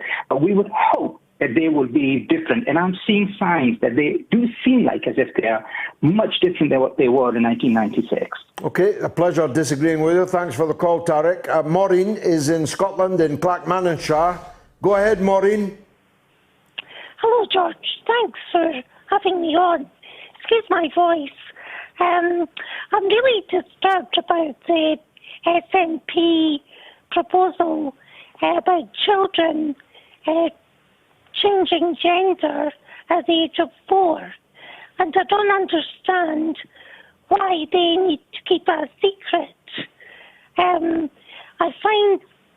just find the whole thing terrible and worrying and hard to deal with. I'm also worried about the way Scotland's going with this government. It's just getting ridiculous. Well, it's effectively the state kidnapping, or in this case, the would-be state kidnapping of children. If my 4-year-old told her teacher she no longer wanted to be Martha, she wanted to be Arthur, under these new rules, I will not even be informed of that. And her 4-year-old claim to wish to be Arthur will be implemented. She'll be using boys' toilets, boys' changing rooms, boys' sporting activities, and so on. Now, the point is, Maureen, if they want to take my same 4-year-old to the local park, they need my consent. So they need my consent to take her to the park, but they don't need my consent. Indeed, they will keep secret from me my daughter embarking upon a life-changing and potentially horrifically damaging course of events without my knowing and officially keeping it a secret from me. Thanks, Maureen, for that call. Dave L. says, America never had any idea what it was doing in Afghanistan any more than it did in Vietnam. And Bargain Ninja says a defeat for virtue-signaling imperialist hypocrites is a victory for humanity. And Alan Harris says, so Trump had an agreement to leave Afghanistan last May, but Biden didn't want to give Trump the credit for ending the conflict. And Charlie Turbo says, America allowing terrorists to regroup to continue the war on terror. Warmongers love terrorists. Fear is profitable. And Modassar says, as usual, the Western media are whipping things up to make Muslims look bad. The reason why the Taliban have taken over so easily is because the people support it. The US and UK tried to impose their immoral, godless, promiscuous ways on our women and society. Afghanistan will be fine, says Mudassar. Yeah, it's funny how so many men like to prescribe how women must live. Of course, the Western media that are whipping up hatred against the Taliban are the same Western media that raise not a jot of concern about the anti-women politics of places like Saudi Arabia. Indeed, we're always running after Saudi Arabia to sell them more guns and to kiss their backside more succulently. Hypocrites? Of course they are. Andrew is in London, but it's not Prince Andrew, though he wants to talk about him. Andrew? Yes, hello, George. Thank you very much for taking my call. My question is this. What if Andrew doesn't defend the case and doesn't put in any documents in and just doesn't say anything? You know, the royal precedent anyway is not to complain and not to comment and anything like that. And they find him guilty, and the jury, I believe it's a jury that award the costs and award the, whatever this woman should get. And what if they say 20 million or 40 million or whatever? How are they going to get it? You know, bailiffs don't have any jurisdiction, American bailiffs here. They can't bash down doors. He can just say, up your bum. And she doesn't get it. Excuse the pun. I'll tell you what would happen. Prince Andrew, the Queen's son, would have been found guilty in a New York courtroom of raping a child. They may not be able to enforce the financial damages awarded, though it would mean that Prince Andrew would never again be able to enter the United States. That would be a matter of some grave shame on our country and its head of state, would it not, Andrew? Yes, it would be, but by paying the money or settling out of court, it's the same consequences. You know, he's destroyed his life, he's destroyed any future, and he's done great. No, he's sitting in Balmoral this evening with Her Majesty the Queen. And I believe Fergie. I believe Fergie's moved in with him. She keeps turning up like a bad penny. Yes, he's absolutely... Epstein lent her money, of course. Sorry? Jeffrey Epstein lent Fergie money. Oh, yes, well, Fergie got money off everybody. Years and years ago, she got money off an owner of the restaurateur for £10 million loan for a holiday, which she never paid back. So what's your take? Why doesn't he defend the case? Why doesn't he... he send an attorney at least into court and say, I've never met this woman, this picture is a fake. It could well be. It could well be. But the jury will not be in his favour. I believe that's an odd reason for not defending a case where the allegations are so serious. Yes, but she was 17. Under the law of this country, where he took her off, allegedly took her off from a nightclub from Tramps and back to her friends round the corner, where they had sex, but she was 17. In this country, that's not illegal. But it is illegal in New York, where it is alleged he also did this rather unsavory deed as a grown man. He was sleeping with someone as young as his own daughters. And the allegation is that he had sex with her in many places, including in New York, where it is illegal to have sex with a 17-year-old. It's doubly illegal if that child was transported across state lines to New York for the purposes of illicit sexual behavior.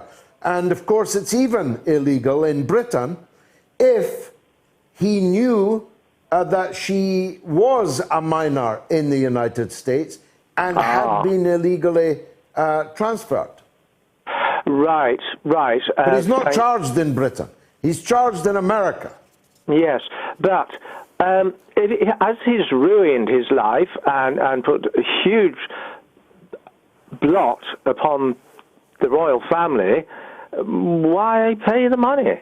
Why pay it? It makes no difference. Remarkably insouciant. You're not the real Andrew, I hope. Thanks, though, for the call.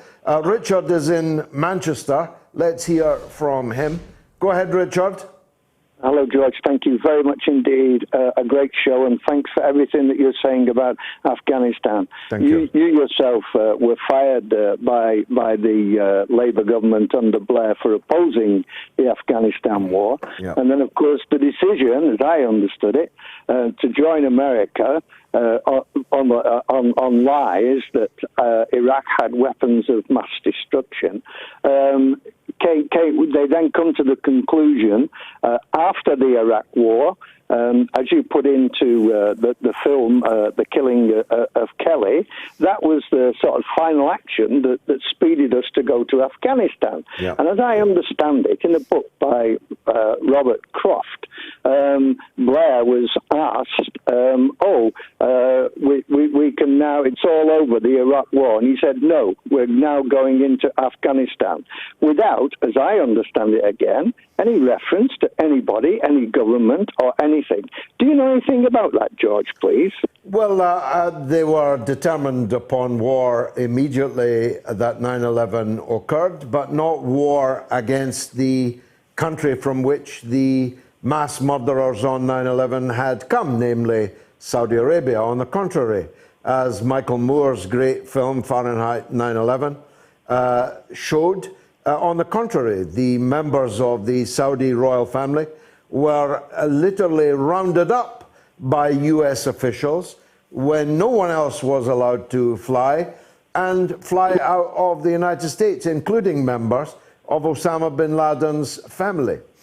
They were determined upon regime change across a whole range of states, and Afghanistan was merely the first, and I knew that after Afghanistan would come Iraq. These criminals are not only responsible for what happened today in Kabul, they're responsible for the loss of every life and limb that took place in Iraq and Afghanistan over the last 20 years.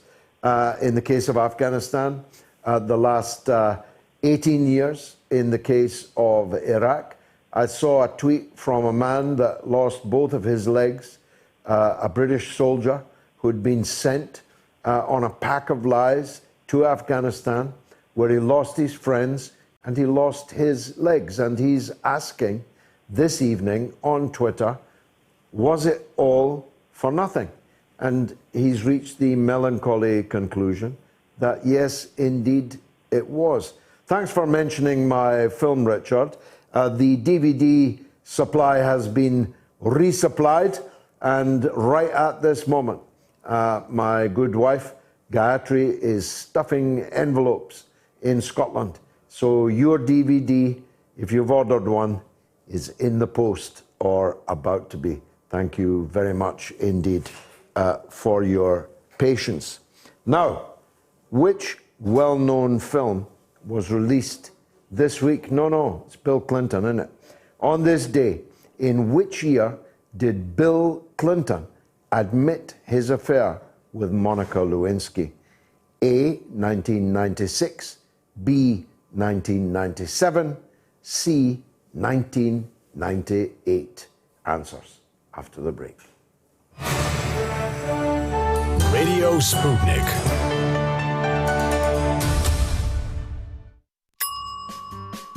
Peter says the Afghan people have lost, George. I thought you were better than this, to be honest. Give me a call, Peter. Tell me what you mean. And Oliver says, for some reason, George was on the jihadist side when it came to Yugoslavia. And that's the reason I will never trust him. I fought against the war on Yugoslavia with all my breath and all my heart.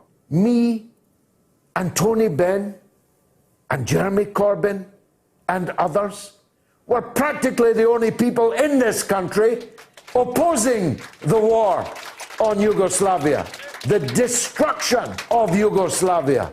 How dare you, you imbecile? If you have any guts, you'll pick up the phone right now and call this show and justify that utter slander. Really. And Yoda says, love the show. Best entertainment and education on the airwaves. Tough questions are the most powerful weapon we have. As long as you have questions, we'll keep asking.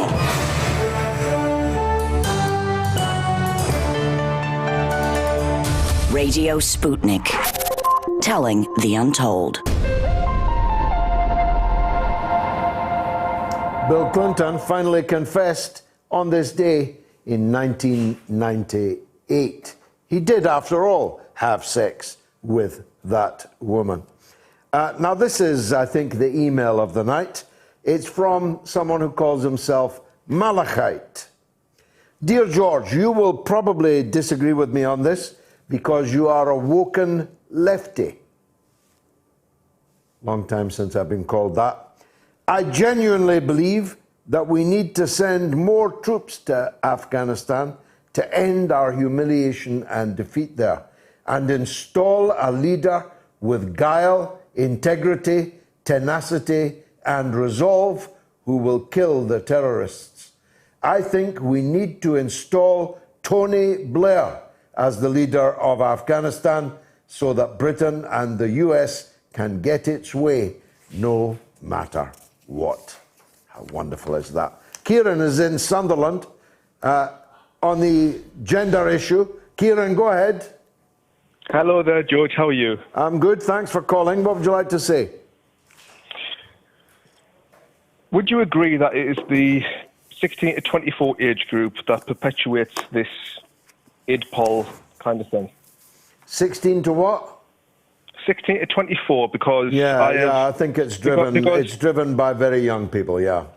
Yeah, because I have lived, loved, and laughed with people who are transgender, gay, pansexual, asexual. I have lived with these people. And what is pansexual, Kieran? You'll do it with anything with a pulse. Let's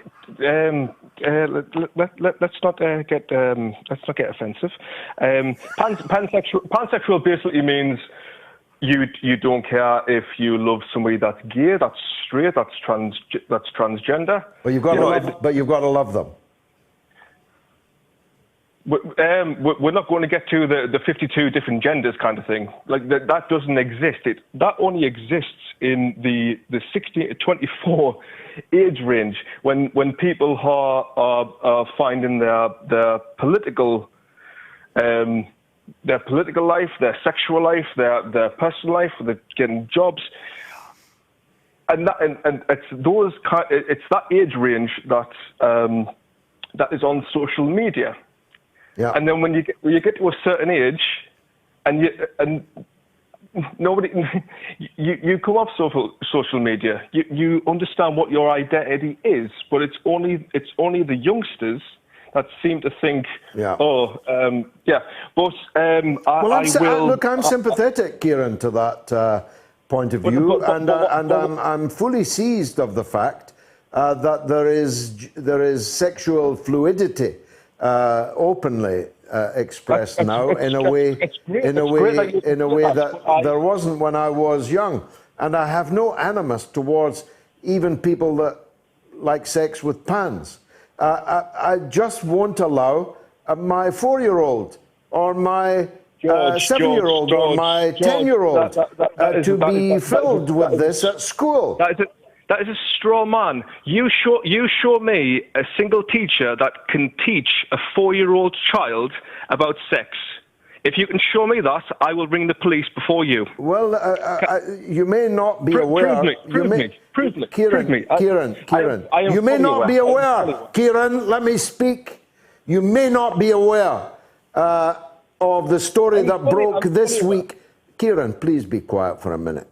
Of the story that broke this week in Scotland, of new guidelines issued by the Scottish government applying to children from the age of 4 upwards, who may now, if they tell their teacher they are uncomfortable with the gender in which they are currently living, be allowed to begin the pathways to changing it, including changing their name, their personal pronouns, the toilet they use, the dressing room they use, etc. This is official. in Scotland, where I live right now, it is the guidelines to teachers in every Scottish school. Over to you, Kieran. Can I ask you one thing, George? Yeah. At what age would you allow your child to express themselves freely? 16. So you would impose upon a child with their own consciousness.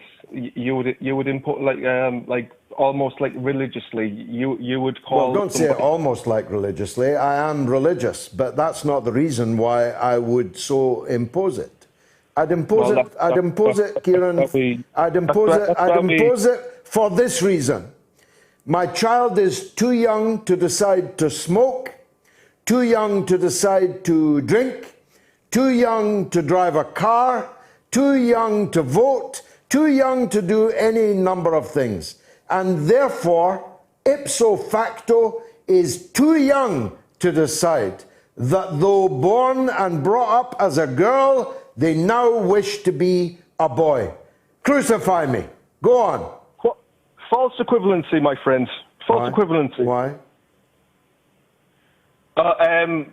Well, I think smoking is a lot less damaging than deciding to change your sex, your gender, as a child. Nobody. It's about expression.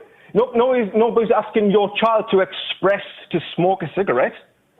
How weird, man! Stop talking shite all your life.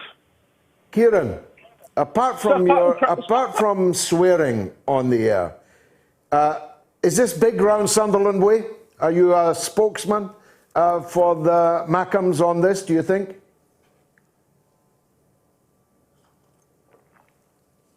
Kieran, the gutless coward, has run away. Let's go to South Carolina and talk with Mike. Go ahead, Mike. Hey, George, good to talk to you again. And you. First of all, I want to wish you an early happy birthday. How kind of you. And, thanks so much. Yeah, and your birthday is just 2 days before mine. Oh, wow. So, and I wish you an early happy birthday, too. Yeah, and I am 2 years your senior, so there. Now that we got that out of the way. Okay. I wanted to talk to you about this is twice in 3 weeks that you've had two conservative climate deniers. He's not a conservative. He's a liberal Democrat. He's a lefty. He's a lefty. As far as climate change goes, he's a climate denier, just like Matthew was 2 weeks ago. And I'm beginning to think that you may be leaning towards some climate deniability of your own. What I'm leaning towards, Mike, is free speech, which is why you're on now. Well, you're on now to give an alternative point of view. And that's what we're going to do. And I would invite you to have someone else on besides climate deniers to tell you what's happening with climate change. We have had many times, mate. Many times. You only hear what you want to hear. We have had many times. I'll listen to you. I listen to you every week, George. I never miss your show. You're all on YouTube, Mike. You can go back. We've even had what do you call them? The climate people, the Extinction Rebellion. We've even had Extinction Rebellion on the show. Well, and I'm not saying that you haven't. Okay, all I'm saying is allowing these people to come on and talk about this and sway these other people that are Here's the bottom line. Yeah. Why don't you deconstruct what he said rather than calling for censorship? It doesn't become I'm not calling for censorship, but your guest today, okay? Yeah. He was talking about how the science is not proven, but the science is all totally proven. It's out there for anybody that wants to look at it. It's right there. You look at the IPCC, their newest report. We're in dire situation. I mean, we need to do something about it. We need to do it now. And if there's no political will to do it, we are dooming humanity to extinction. If you look at the facts, we are already in the sixth mass extinction of this planet. And it's all being brought on by human activity. And don't you think that's a trifle apocalyptic, Mike? No, we're losing hundreds of species every day. Just look it up. Look up the sixth mass extinction. Go to Nature Bats Last. Look at these things and find out where we really are. Because this guy was talking about how pollution from cars and stuff wasn't bad.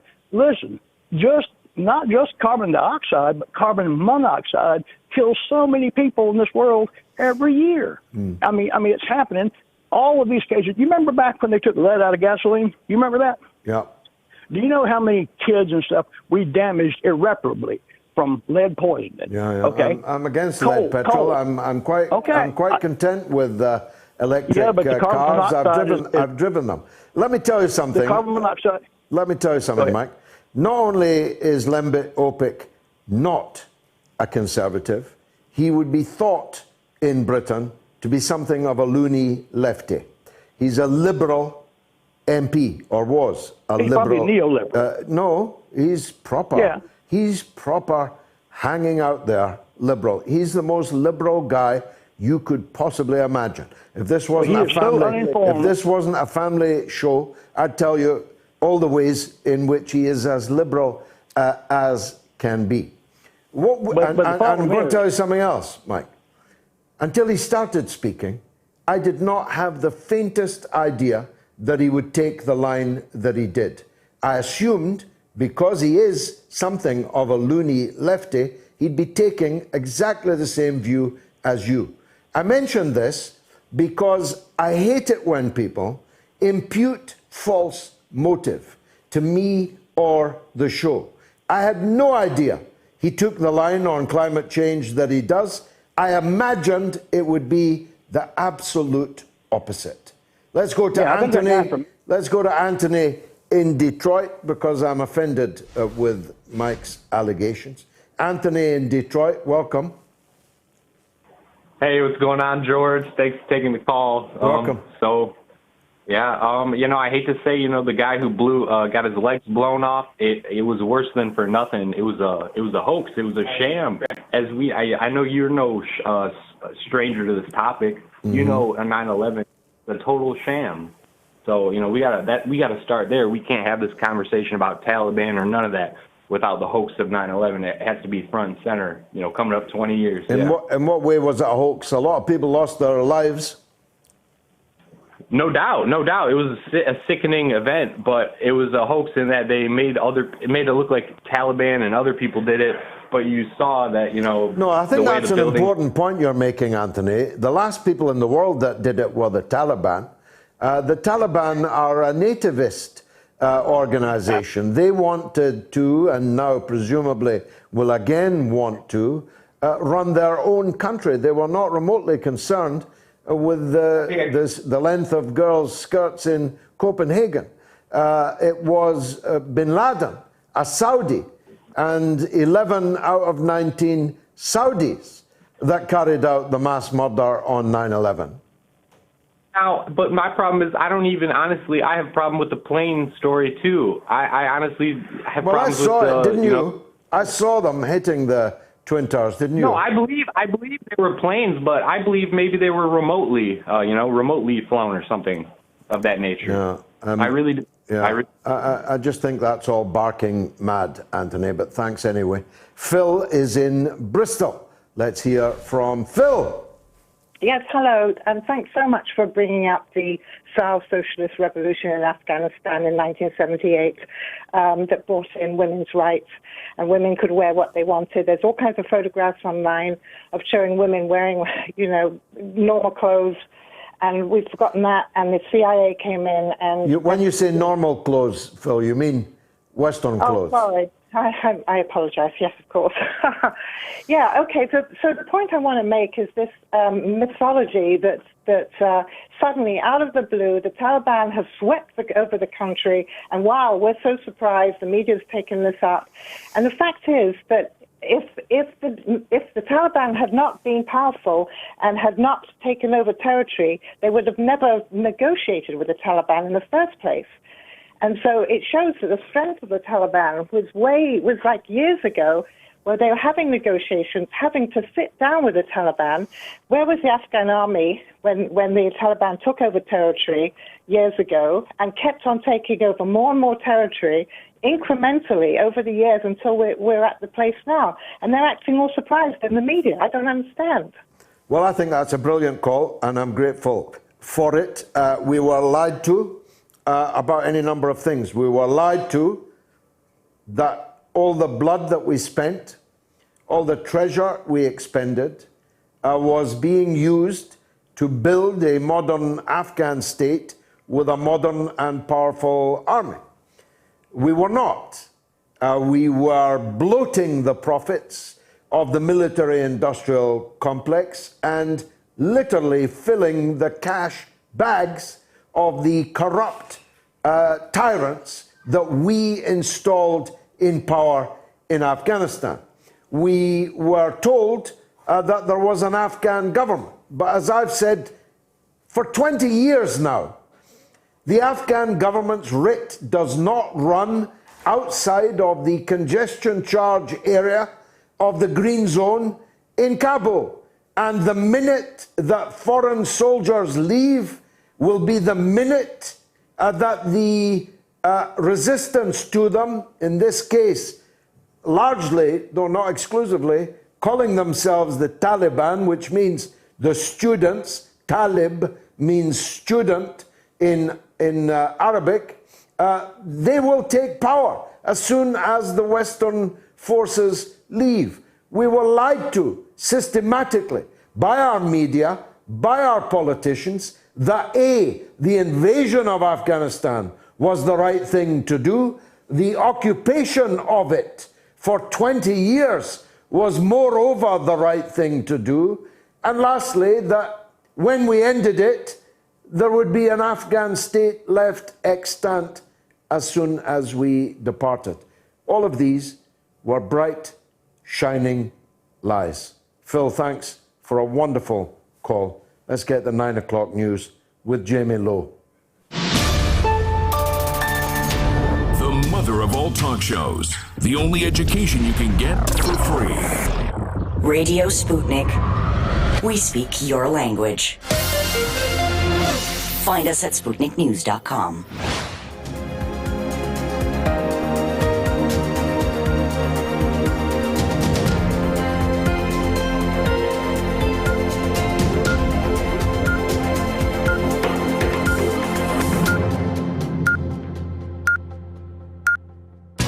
Radio Sputnik News. Afghan President Ashraf Ghani addressed the recent advancement made by the Taliban to the capital city of Kabul in a televised broadcast on Sunday. He made the statement before fleeing the country for Tajikistan. The update followed the announcement that the group had arrived at the outskirts of Kabul after seizing large parts of Afghanistan within a week.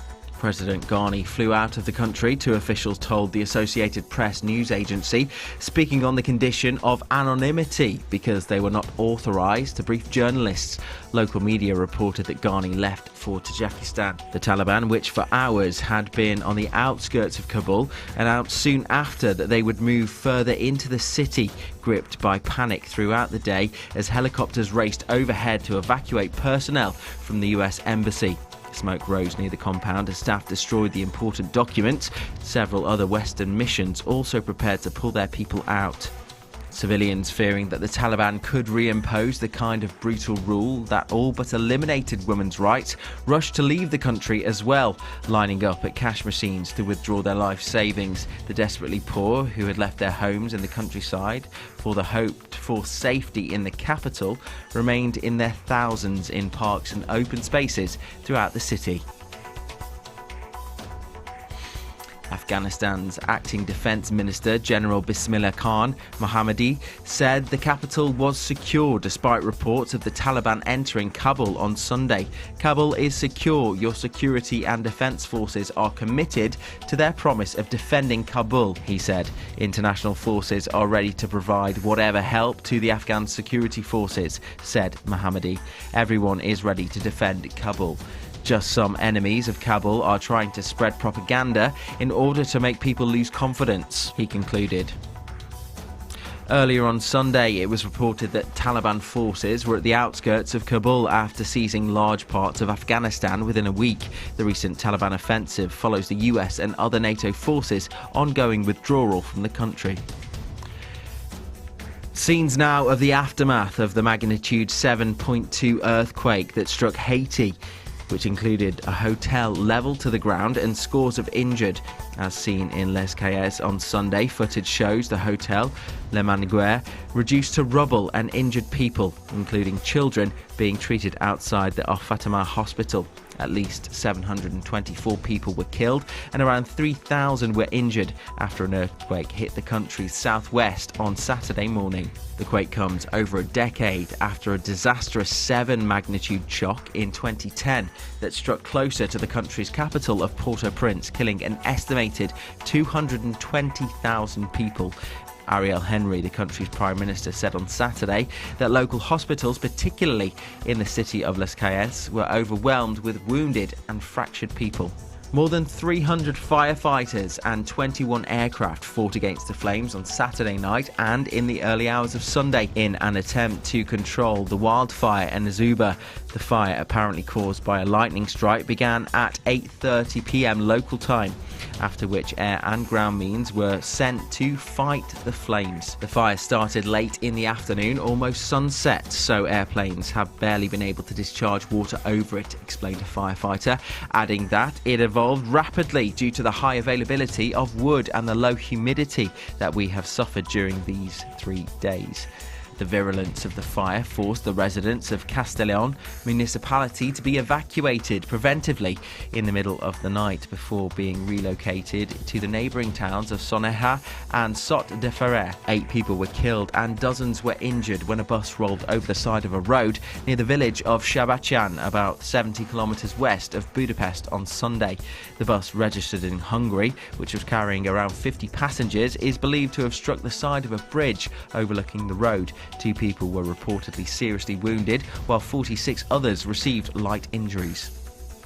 A man claiming to be a former inmate of a jail in Afghanistan's Lakshgar said he and other prisoners were released after the Taliban took over the city.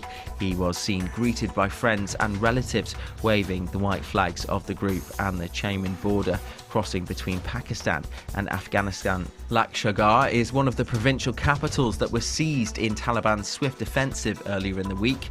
Quote, "I was imprisoned at Lakshgar for 3 years and 6 months. There was cruelty and hardship.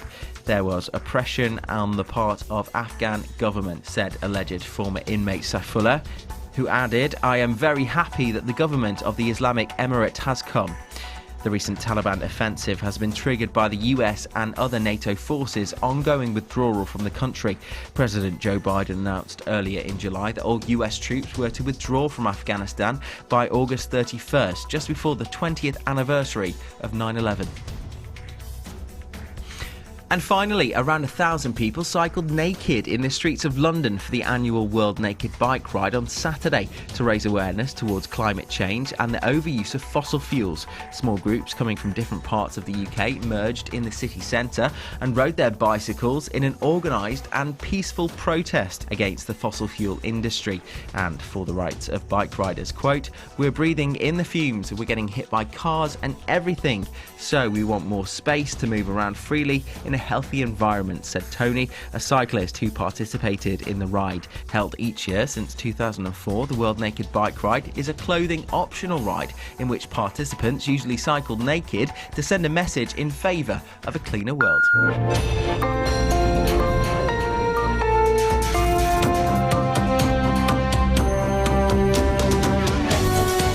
You're listening to Radio Sputnik. Telling the untold. Welcome to the Open University of the Airwaves with George Galloway. Only on Sputnik Radio. It looks to me from here that the presidency of Joe Biden is a smoking ruin, like we must hope Kabul will not quickly become. The handling of the decision to withdraw the final American forces that were already down to a minuscule 2,500 the handling of it, the public relations handling of it, have been, well, as I said, ruinous. Just 2 days ago, the Pentagon spokesman said there was no imminent danger of the Taliban taking over Kabul 2 days ago.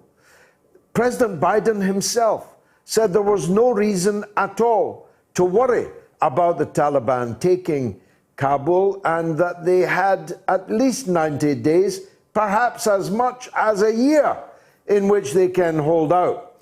They're an army, he said, of 300,000, the Afghan National Army, and they're as well equipped as any army in the world. In fact, they were not prepared to fight, to defend the rotten, corrupt, kleptocratic puppet regime that the United States had installed in Kabul. They, the Afghan National Army, decided that their bones were worth more than dying to defend such wretches who have crept away like thieves in the night, counting their ill-gotten gains. That's how it looks to me here in London. Let's see how it looks in the United States of America, where one of my most favorite journalists in all the world, Anya Parampil, former colleague of mine indeed, on RT America, joins me. Anya, how wonderful to see you again. Thank you for being with us. Have I summarized the situation of the US administration accurately, or do you think I've got any of that wrong? I think you have described accurately the way that this looks to many people who see the United States leaving hastily from Afghanistan and within hours the capital falling to the Taliban. However, I think it's important to note that many observers would probably agree that this would be the scenario which played out in Afghanistan, whether or not the United States had left 5 years ago, 5 days ago, 5 months ago, 10 years ago, 15 years ago. Pick a date during the occupation, and this likely would have been the scenario. That's why I'm thinking about how now in 2012, whistleblower Danny Davis, a colonel in the U.S. military, came forward and said the U.S. public was being lied to, that Congress was actually being lied to, that military elites were lying to elected officials here in Washington, D.C. about the war, about the prospects the United States could win a war that was ill-defined. And I just wanted to read a quote that he actually gave The Guardian in 2012, because I think it just really highlights what we've got now. He says, people are not being told the truth, and what they are actually being told is that soldiers were being met with and killed in a war that was certain to be a bloody disaster. It's like, quote, I see in slow motion men dying for nothing and I can't stop it. It's consuming me from the outside. It's eating me alive. And that Afghan soldiers were going to be incapable of holding on to U.S. gains. This is 2012, George, almost 10 years ago. We knew this was the reality. And so I think the reason why now the situation has come to pass is that throughout the Trump administration, this was a #1 campaign promise of President Donald Trump. And he actually sent envoys to negotiate directly with the Taliban in order to avoid the kind of situation we're having now, where it's a violent takeover instead of a negotiated political solution. And we've actually published at the Gray Zone an account written by Gareth Porter, but provided by a top Trump official, Colonel Douglas Macgregor, who describes how, again, the top brass, the military command in Afghanistan, when it came to Afghanistan, undermined these political discussions. And that's where I think that's what's missing from the U.S. exit. We should have gotten out a long time ago. I don't think the problem is that Joe Biden is leaving. I think the problem is that the United States refused to talk about any or engage in any sort of political dialogue with the Taliban and reach a political or diplomatic solution. And now in U.S. media, which I can talk more about later. We're being inundated with the kind of manipulation. We had, for example, MSNBC host Andrea Mitchell crying on air when she was speaking with the spokesperson for the State Department, Ned Price, saying that, what about the women? I've been to this country and women are going to be, we're turning our backs on those women. She was tearing up. And these are all, unfortunately, ways that the U.S. public is manipulated into accepting, for example, the 5,000 more troops that the Biden administration is going to send back to Afghanistan, or send to Afghanistan next week. And you would have to be completely illiterate on the situation to believe that the United States actually cares about women in Afghanistan. That is, Biden himself said that was not the reason the U.S. was not in Afghanistan, to save women. He said that during his campaign. Did this MSNBC journalist shed any tears for the women in Syria, for example, where exactly the same kind of obscurantist savages have been cutting off their heads with American and other Western support? No, of course not. It's an imperial way of viewing the Middle East.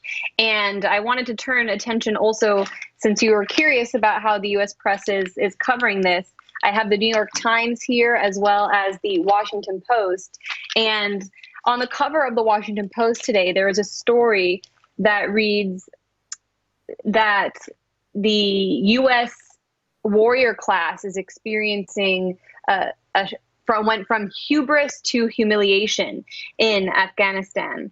And it actually, there's a quote in the article that I wanted to point out, because they say that the Afghan reality wrecks U.S. architects' visions of democracy, as though, of course, that is what we were after in Afghanistan all along. And there's a quote by a civilian who served in the Pentagon during the Obama administration, and he says, "We know what happens when we fall to imperial hubris. What does one do with imperial heartbreak?" And I just thought that quote was so profound, because you have the Post framing this as an issue of empire, of the U.S. overextending itself in Afghanistan, the way any empire of the past may have told you could have been the outcome. You're not going to win. You're only going to lose lives and money. But this entire article, interestingly enough, George, is based mostly on quotes from a woman named Michelle Flournoy, who Biden actually considered to be his Secretary of Defense. She's the defense advisor who served in the Obama administration as Deputy Defense Secretary. And she, in the article, says that all along, since 2009, the U.S. has known about the corruption within the Afghan government, that it was really a losing war. And yet this same woman is the one who was the architect of the Afghan surge in 2009. So I don't understand how officials such as Flournoy are not going to be held accountable, or how they cannot be held accountable. It just seems outrageous to me. How many lives, how much blood is on their hands, how many lives lost because people such as Michelle Flournoy pushed ahead with this war, lied to the U.S. public, as we know, again, thanks to whistleblowers such as Colonel Danny Davis. And they're only going to do it again, I fear, George, because whether it's Afghanistan or a new battleground, these are always the kinds of manipulations, whether it's women's rights or fighting for democracy, that we hear, unless these people are held accountable. I mean, they deserve to be put on trial for the crime of the Afghan war. Has anyone in the media asked the question, where did all the money go? If you spent between $1 trillion and $2 trillion in and on Afghanistan, why did it collapse like a house of cards? What we hear is the C word: corruption, corruption, corruption. I don't think we're ever really, and of course, corruption of Afghans. We don't really ever turn and look at ourselves and wonder how it's possible. Why was our military training an army that they'd known for years was going to be incapable of holding on to the military gains that it made. And really, I don't see much critical analysis coming from the media. Tucker Carlson at Fox News did ask the same question I'm asking, which is why aren't the people responsible for these policies being held accountable? I think he's an outlier when it comes to U.S. media coverage and critique of U.S. foreign policy. But it's so hopeless here. We have figures such as Andrea Mitchell. Then you have Meghan McCain, the son of late Senator John McCain, saying that her father would be so outraged if he saw what was going on now. She said he would be ragging in public and to President Biden about this withdrawal from Afghanistan. I mean, that's of course because her father, Senator McCain, was one of the most, in all of U.S. history, pro-war senators, someone who traveled to Syria, someone who worked to wage the war against Libya. And so these are the kind of figures we have. She's on a popular talk show that's not political, Meghan McCain. She worked for The View.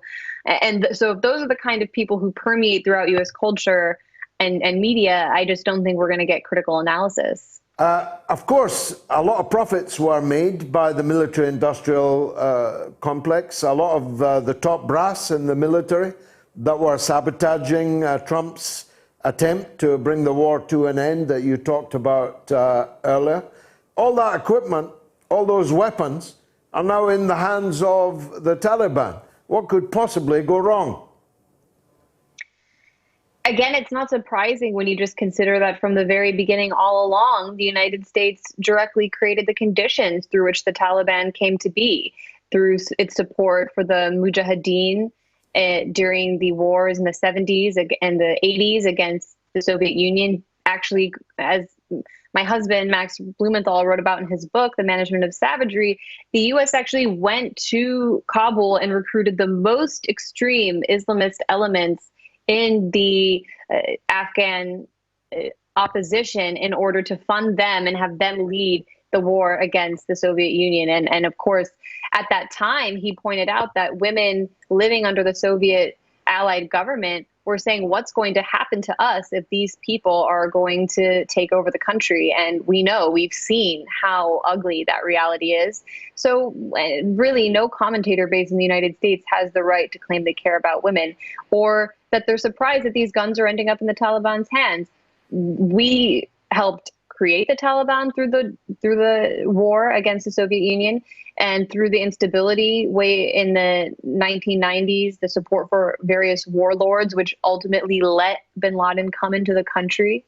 And George, one point that I want to make is that I was very young when these wars started, but I remember, and still growing up in an anti-war family, in an anti-war community, there is no question for most people that the war that are already anti-war, critical of U.S. foreign policy, that the war in Iraq was unjust and was a crime and had nothing to do with 9/11. But there was a sense among some people, not all, but some of the more mainstream anti-war or critical elements, saying that Afghanistan was actually justified because we were attacked on 9/11 and bin Laden was there, and so we had the right to go in and retaliate against this attack on our country. And it's just ironic, again, when we think about the fact that bin Laden escaped Afghanistan in tunnels actually built by the United States during the dirty war on the Soviet-backed government. He escaped by our tunnels and went to Pakistan, was staying in, according to the official story that they've even told us based on his assassination, in Abbottabad, a place where there was right near a Pakistani military base, one of the countries most closely allied with the United States. So very strange that he would get out that way. And again, just shows you how the United States has been constantly chasing its own tail in Afghanistan. It creates the fire and it comes and tries to put it out, but it only ends up spreading. Anya Parampil, thank you for that wonderful description of how it's all going down in the United States. Much obliged to you. Gerard says, your argument appears to be, we saw 9/11 on TV. Do you believe everything you see on TV? I definitely believe that those airplanes hit the Twin Towers. And this from Thomas in West Dumbartonshire. It's obvious that you have not found information that there is an ingredient in the vaccines that cannot be revealed, as contract between the governments and vaccine producers prevent anyone from knowing what it is, as it's a trade secret. So you have been injected with something, but you do not know what it is. So have millions of others. This is more serious than Afghanistan and requires public debate. I'm sure you will seek confirmation of this, as the consequences of it could be serious. Well, I got to thinking, Thomas, that the government of Cuba, China, Vietnam, Russia, even North Korea would be unlikely to be in your capitalist conspiracy. Let's hear from Hassan in Florida. Go ahead, Hassan. Hello, George. How you doing? I'm good. Thanks for ringing. What would you like to say? Oh, yeah. I wanted to just kind of go over about this gender thing you have in Scotland at 4 years old. Yeah. What's that about? Is that they're smart enough to now make a wise decision? Yeah. They can't decide whether to play with the dinosaur or the train set, but they're old enough to decide they want to be called Arthur rather than Martha. I know when I was 4 years old, I never wanted to put on a pink dress. And also, my teacher, I was a pre-kindergarten, and she asked me one time, what animal would we like to be? And I think I said turtle. And then she said, why? I think I said to hide from people who ask questions like you. That was very, very good for a young boy at kindergarten, Hassan. Well done. Thanks for the call. Let's go to Corombo in New York. Go ahead, Corombo. Yeah, good afternoon. How are you, Mr. George? Good, thank you. Thanks for ringing. Press on, though, because we're very busy. Yeah, I know. I've been following since for hours now, actually. Okay. But yeah, I just want to make a quick comment. You know what happened in Afghanistan? So my own view is I will blame the government, because the Afghan government, because they allow to be used by the United States government. In the sense, they depend wholly and solely on the United States government for protection, forgetting that the United States... They were puppets. Yes, exactly. Colombo. They were puppets. They forget that the United States didn't conquer the Taliban. The Taliban were still in the country. This is not... That's why I'm very disappointed at Secretary at the Secretary's comments that the Afghan government and the military failed to defend their country. This is not defend. They themselves didn't conquer. The United States didn't conquer the Taliban. You see, so, and also the Taliban believe that the U.S. will protect them forever, and they didn't rely on their regional neighbors like Iran. Look like what happened in Syria and in Iraq. The Iraqi government formally invited the Iranian military wing, the Iranian government, to help. So you see what they did? They trained local militias, they equipped them. In the region, only Iran can let their commanders die for the peace of another nation. Only Iran, no one else. Afghanistan and Pakistan cannot do it. Saudi Arabia cannot do that. For their soldiers, their people to die, their commanders to die for another country, no. Only Iran can do it. You see, if they would have formally invited Iran, but if they were afraid that the United States government would frown at them. This is the whole issue, that happened in Iran, in Afghanistan. Thank you. Yes. Thank you very much for that call. A new caller, Corombo in New York. Thanks for making that call. Next up is David, but not yet. Mike in South Carolina says, George, it was cowardly for you to cut me off. I'm a well-known coward, Mike, and it was obvious to everyone how much you frightened me. George, could you and Colin Murray team up with Ken Loach to produce a film about last 5-6 years in the Labour Party, says Rob. What would be the point, Rob? What would be the point? That's the comment I made earlier. Why are people still in this misnamed, grotesquely ill-shapen apology for a Labour Party? How long are you going to allow them to kill, politically kill, one after another of your leading figures, but still you're in the Labour Party? Not you, I don't know if you are, Rob, or if you're not. But what would be the point of making a film about it? David is in Croydon. Go ahead, David. Hello, George. It's a pleasure to speak with you again. I simply wanted your opinion on what you believe is going to happen with the handful of British paratroopers that have been sent to Afghanistan, because clearly if the Taliban turned on them and wanted to go for them, they'd be wiped out. I mean, I know there would be Rorke's drift. I hope that nothing happens to them. Yes. I hope that the Taliban realizes the good sense in allowing foreign nationals to be airlifted out of the country. The banning of all commercial flights overnight is not a good sign. Only military flights are being permitted to take off and land. And on the trackers, there's virtually no air activity over Afghanistan this evening. I don't believe that Joe Biden's 5,000 US soldiers will ever arrive. If they do arrive, there'll be 5,000 targets. It will be a provocation. It would be far better to negotiate now with the Taliban for safe passage for the foreign nationals that are in the country. That's my view, David. What about you? Well, I agree with you. I'm a former rifleman with the Royal Green Jackets 2nd Battalion. I didn't go to Iraq or Afghanistan. We were always in West Belfast. I'm a bit older than the young guys now.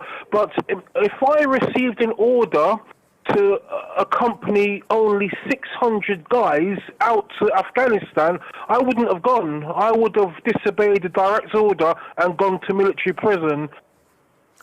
Of course, I can't endorse that because otherwise we'll get into difficulty. But I very much hope that these paratroopers are not sent. If they are sent, that no harm comes to them. And above all, that the British people that are there, that the paratroopers are supposed to help to get out, can get out safely. Which well-known film was released in this week in 1939? It was actually re-released. A, Hound of the Baskervilles. B, The Wizard of Oz. C, Gone with the Wind. Answer after the break. Radio Sputnik. You know, I had that George Galloway back in here the other day. Well, I'll tell you what, talk about the knowledge. By the time he got out, I had a first-class degree.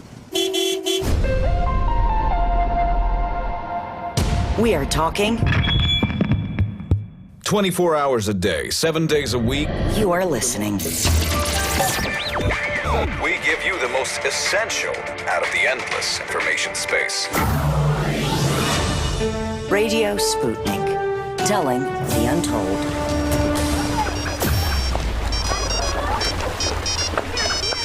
It's for you, sir. Where's the cheese pizza, Robinson? Come on, what are the public paying you for?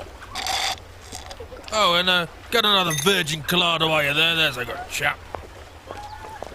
No, who's ringing the old burner phone? Hello? How did you get this number, Ghislaine? No, that's impossible. I can't possibly fly to New York. Why? Our mummy's grounded me. Oh, yes. Starting to cut off my allowance, you know. Yes, I know it comes from the public, but she holds the strings. Oh, I've got to go. My pizza will be here any minute. I'm not sweating, you're sweating. Ghislaine, don't call again. Robertson, sir, come here with that moist towelette. It's getting a bit hot for my liking. George Galloway and the mother of all talk shows. Join us at the College of Knowledge, where there are no tuition fees. It was, of course, The Wonderful Wizard of Oz that was re-released in 1939. George, you are my hero, says Joseph. Your monologue this evening sent shivers up my spine. We knew that it was wrong to invade Afghanistan and all the other countries, spreading hatred across the world. I salute you, sir. I wished I was half the man you are. From Joe in Lancashire. Thank you, Joe, for your very kind words. Tom says, where the hell is the Middle East peace envoy when you need him? Quite. And Tony Gannon says, where is Joe Biden or Kamala Harris, for that matter? They've gone to ground. And El Hajj says, good show. I have a solution regarding the Taliban issue. China has to be convinced that a Taliban testicle is an aphrodisiac. Keep up the good work, Top Cat. Nice to find some grim humour in these difficult times. Should 4-year-olds be allowed to change their gender without parental consent? Yes, 3%. Who are the 3% who said yes to that question? No, 97%. On YouTube, 6% said yes. What's wrong with you people? 6% said yes, 94% said no. Why don't you call me and defend your affirmative answer on that question? Now, just quickly, we did cover the case brought by Britney Spears to remove her father from her guardianship, and in this case, guardianship of her millions of dollars. And that case has now been resolved. So just quickly, we have Sarah Robertson, our very own showbiz and TV editor. Sarah, thanks for coming on the show to talk about this. Most kind of you on a crowded evening. Just summarize what happened on the case, would you? Well, Britney's lawyers said this was a major victory for her, that her father, Jamie Spears, has agreed to step aside from the conservatorship. So they've said Britney obviously launched this appeal to stop her father controlling her estate back in July, which has been played out in the courts over the last 6 weeks or so. And this is a victory for her, which they called a major victory, that Jamie Spears has agreed to step back as a conservator of her estate and no longer participate in that. What he has said is that he will make room for an orderly transition, for a new legal team to come in place instead of him. Yeah, that's a key point, isn't it? He's not saying that she is fit to be in charge of her own finances and her own life, actually. He's saying someone else rather than him. Is she going to contest that, Sarah? At the moment, it's not known if Britney is going to contest it. I think for her, her anger at this whole situation has been directed at her father, who she feels has been the driving force behind this. You know, she claimed he made her perform on stage, you know, when she was supposedly not well. She's obviously made lots and lots of claims that he was controlling her medical care, her health, how she lived her life. He has contested all of this, and things have got, without using the pun on her single, toxic between them, which Britney obviously sang that song. And that went right over my head, Sarah. Sorry. Well, any Britney fans will know Toxic's one of her big hits. But, you know, this whole family feud has become very toxic. And even though he stepped away, it has not been without a parting shot. I was sent the 15-page court document over the weekend, which was what Jamie had filed, or his lawyers had filed at the court in Louisiana. And there is some very, very dark stuff in there. He alludes to Britney's mental health, her physical health, but says he will not speak publicly on that matter. So he's still trying to play the part of the protective father. He also chastises Britney's mother, Lynn, who's had a lot to say within this. She's sort of come out on her daughter's side and said, yes, Jamie, has been controlling things. But he took a parting shot at Lynn as well, saying that actually she's been estranged from her daughter. This is what he's claiming, for 13 years. And he has been paying Lynn's bills to the cost of $150,000 a year, which includes her mansion, servants, staff, all the rest of it, whatever Lynn needs over the last 13 years. And what just seems to be really sad about this is, yet again, it's coming down to money, with Britney's family all having their hands in the Britney pot of her $60 million fortune and who's getting what out of it. But it'll be interesting to see what happens now. At the moment, Britney just seems to be celebrating the fact that her father has agreed to relinquish this control. I mean, she's making videos on Instagram for her fans where she dances, and there's been a couple where she's stripped off. So she's just trying to express herself. As you do. However, I just wanted to say another thing that I have been party to is Britney now is controlling her own narrative. Her spokespeople and press people are no longer speaking for her. So whatever comes out, Britney's releasing herself to fans through her social media. She's not giving her team any direction in terms of what to say on her behalf. So this is another sort of signal and step that Britney's trying to take control back of her life as she sees it. Sounds like an accident waiting to happen to me. Sarah Robertson, thanks for that quick update. Most kind of you to join us. Let's go back to the calls. Michael is in Australia on Afghanistan. Go ahead, Michael. Yeah, hi, George. You got to a couple of points, Afghanistan. George, I think, obviously you're right in your analysis of the Taliban and who they are and what they believe in. I don't dispute that for a second. And I think you also, have the right and the right correct position in saying that basically the world should come together to try to bloody spoil the Taliban. And I think there's a lot of hope there, actually. Iran is sort of like really the only, I'm sorry, not Iran, Pakistan's really been the only ally, if you could call an ally, of the Taliban. And it's quite remarkable that the Taliban actually defeated America, given that even it was only limited support really from Pakistan they even got. That was only sort of tacit support they actually got. You have China, who are very close allies with Pakistan, Russia and Kazakhstan and China are all very close allies now. Russia and China are trying to sign a massive trade deal with Iran. It's part of the Belt and Road. I'll talk about this on another program. I think you'll see basically Iran, Russia, China, Kazakhstan, and Pakistan work together to stabilise the country, hopefully. And I think, it's tragic what's happening there in terms of the women. Yes, that is tragic. And you are right to point out the hypocrisy of these liberals who go around claiming, the women, when they blow off the heads of women all around the world every day of the week. And no one, it doesn't rate a mention.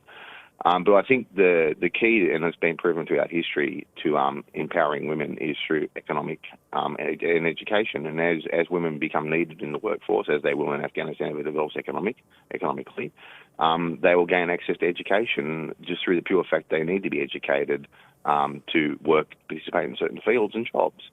So I think the best way to develop society in Afghanistan is to develop it economically and to cooperate with its neighbours. And hopefully all its neighbours can come together to stabilise Afghanistan. And also just quickly on the gender choosing issue, my position on that. I've spoken about it before. It's absolutely crazy. And just on a personal note, I have suffered under conservatorships of my own due to what the government claims are mental health issues. Including once being tried in abstention when I was in China by the New South Wales Civil and Administrative Tribunal and put under matter ward of the state. But anyway, that's a different matter. Wow. I did return on a humanitarian visa, mind you. So there you go, issued by the PRC in the PRC. So yeah. Another big story. We'll talk about that another time. Michael, thanks for the call. Chris is in China, in Hong Kong. Go ahead, Chris.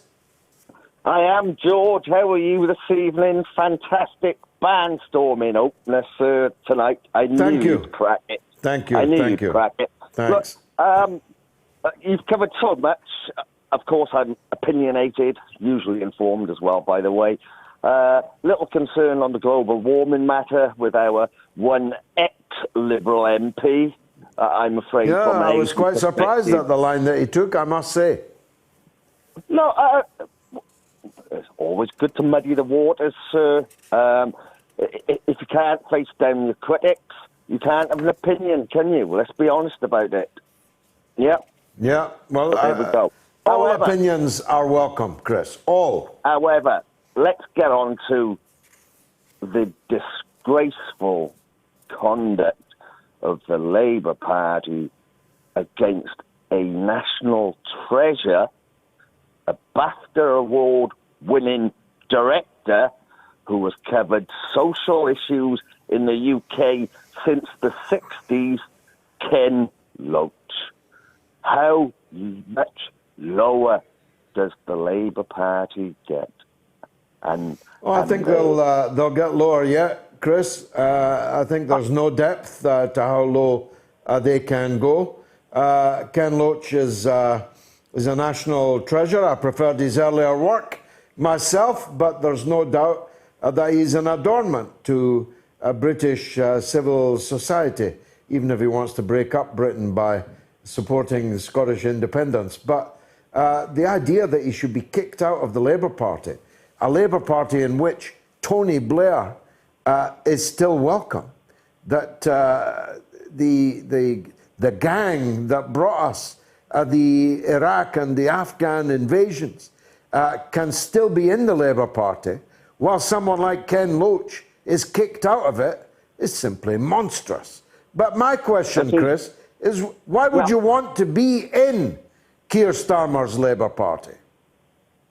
Well, I'm pleased to say I've been banned from the party twice since 2016.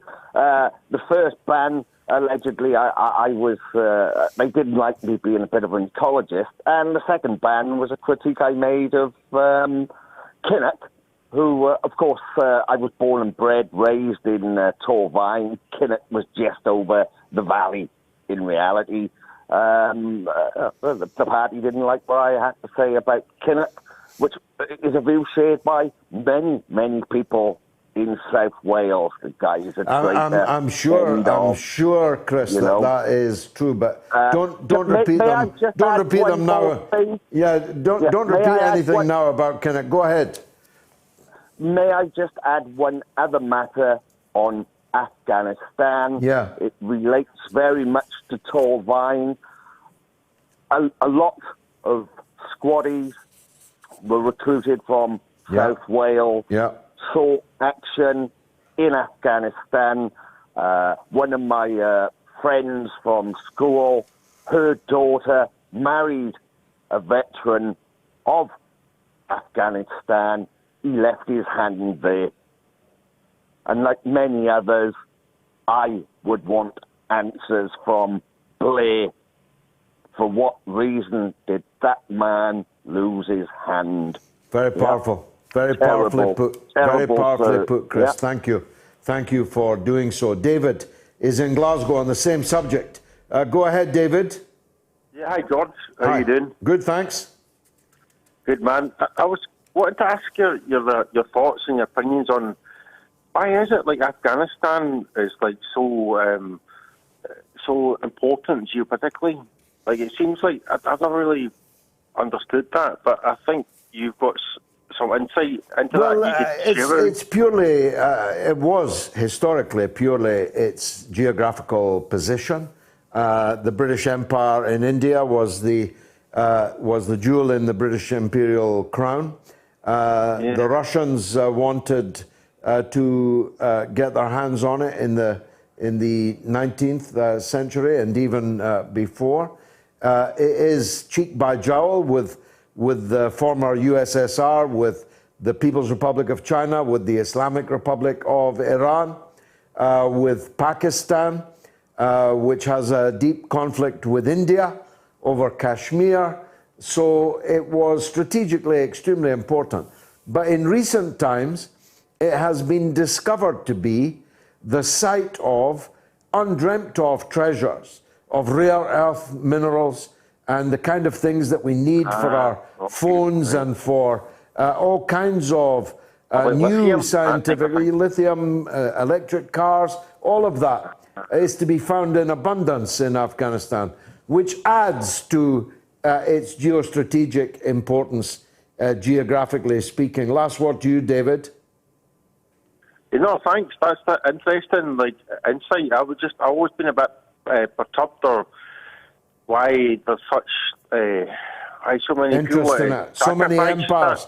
It's the graveyard of empires, Dave. Thanks for the call. Dan is in Liverpool. Go ahead, Dan.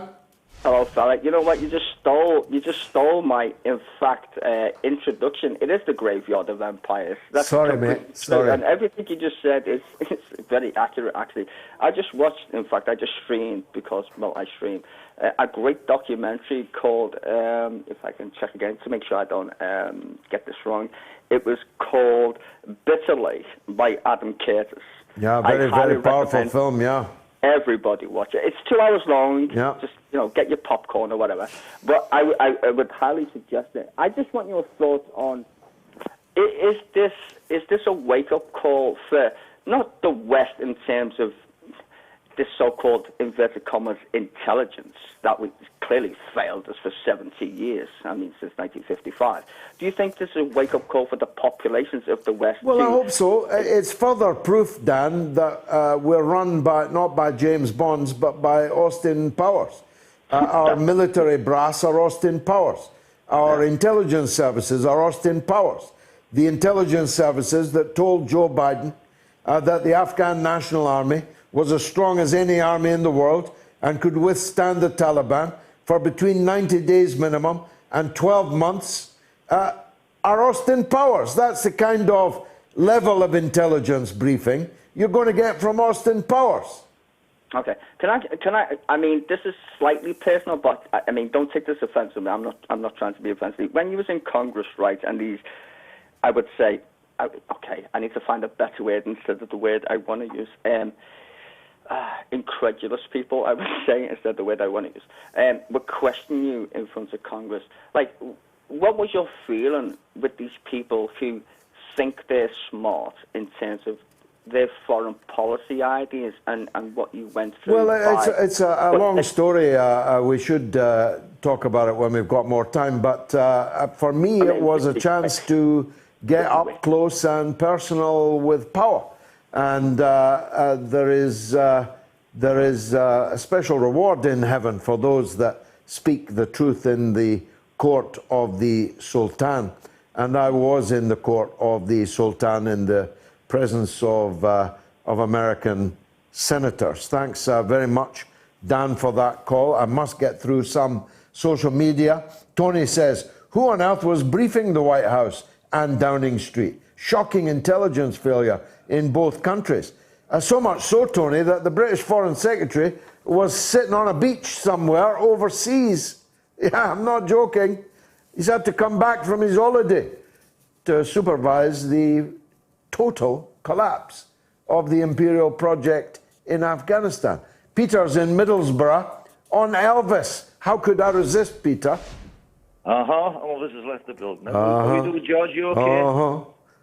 I just want to know this. I'll change the subject. They're going on about Prince Andrew with his 17-year-old lass. The Americans are making a big deal of it. I want to know now why no one has ever mentioned Elvis Presley moving Priscilla in, a 13-year-old, with the parents' consent. And then when she became legally the age to marry her, so he can't talk about him in court, he married her. Yeah, well, what did he do? He would say that this relationship was never consummated until she was 16.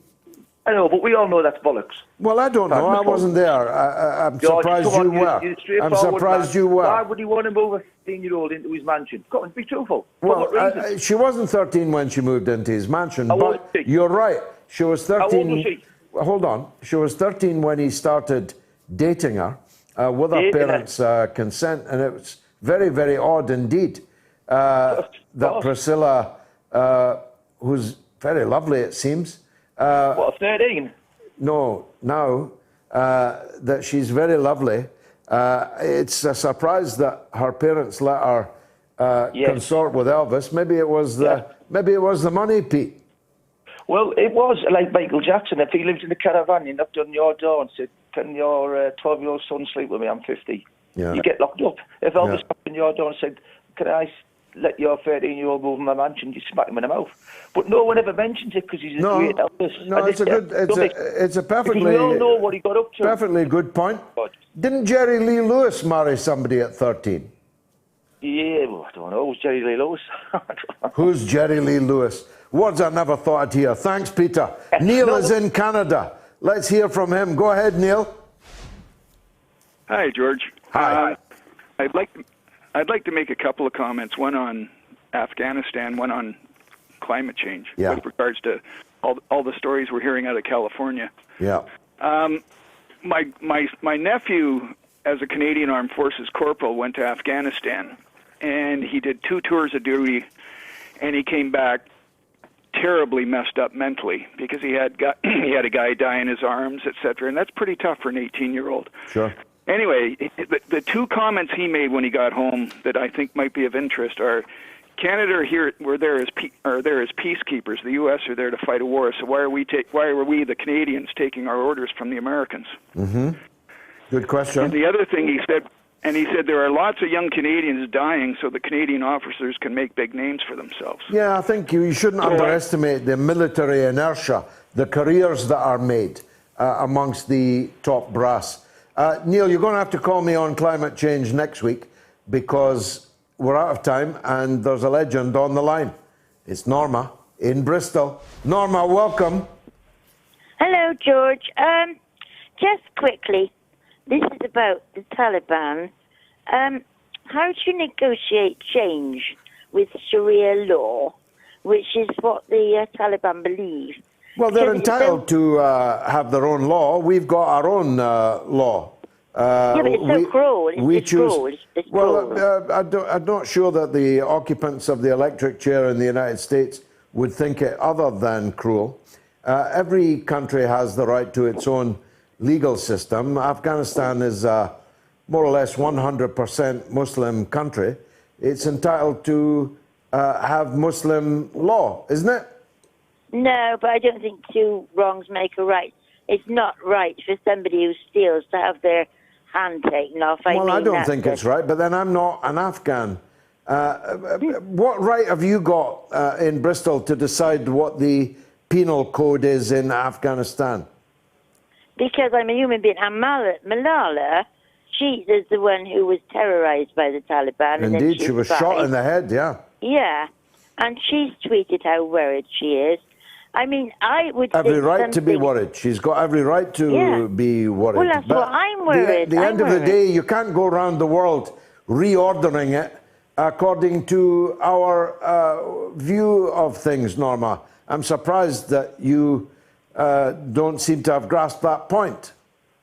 Well, I suppose I have in a way, because I don't think it's right if you steal something, you have your blimmin' hand taken off. Yeah, but you're not going to send your son or his son to go and die in Afghanistan to uphold your view of crime and punishment. These are matters that you can only leave to the people in the country, Norma. But you need to negotiate a better deal with the Taliban. But you can't... That's like you said that. Yeah, and I strongly agree with that. But, for example, in America, you get the gas chamber. You get injected with lethal substances. You get electrocuted in the electric chair. But these are things... or you can own 50 automatic weapons. But these are not things the American people would allow English people, still less Afghan people, to decide, are they? No, but I mean, they don't put you in the electric chair if you've stolen something, do they? You know, and have your hand taken off. Well, I think that's actually, they put people in the electric chair that haven't done anything at all, as long as they're the right colour and the right class. Do you not see where all this Orientalism ends up, Norma? When you take it upon yourself to decide how women should dress in someone else's country, whether they're allowed to have lipstick, whether they are going to have their hand chopped off if they're a thief. That is the road to the invasion and occupation of other people's countries, which, quite apart from being a much bigger crime, doesn't work. If we've learned anything from today's events, surely, to God, it is that invading and occupying other people's countries doesn't work, engenders even more hatred and problems around the world. Don't forget to get the podcast. It was up 150% last week. I want to see the same next week. Thanks for watching. Goodbye.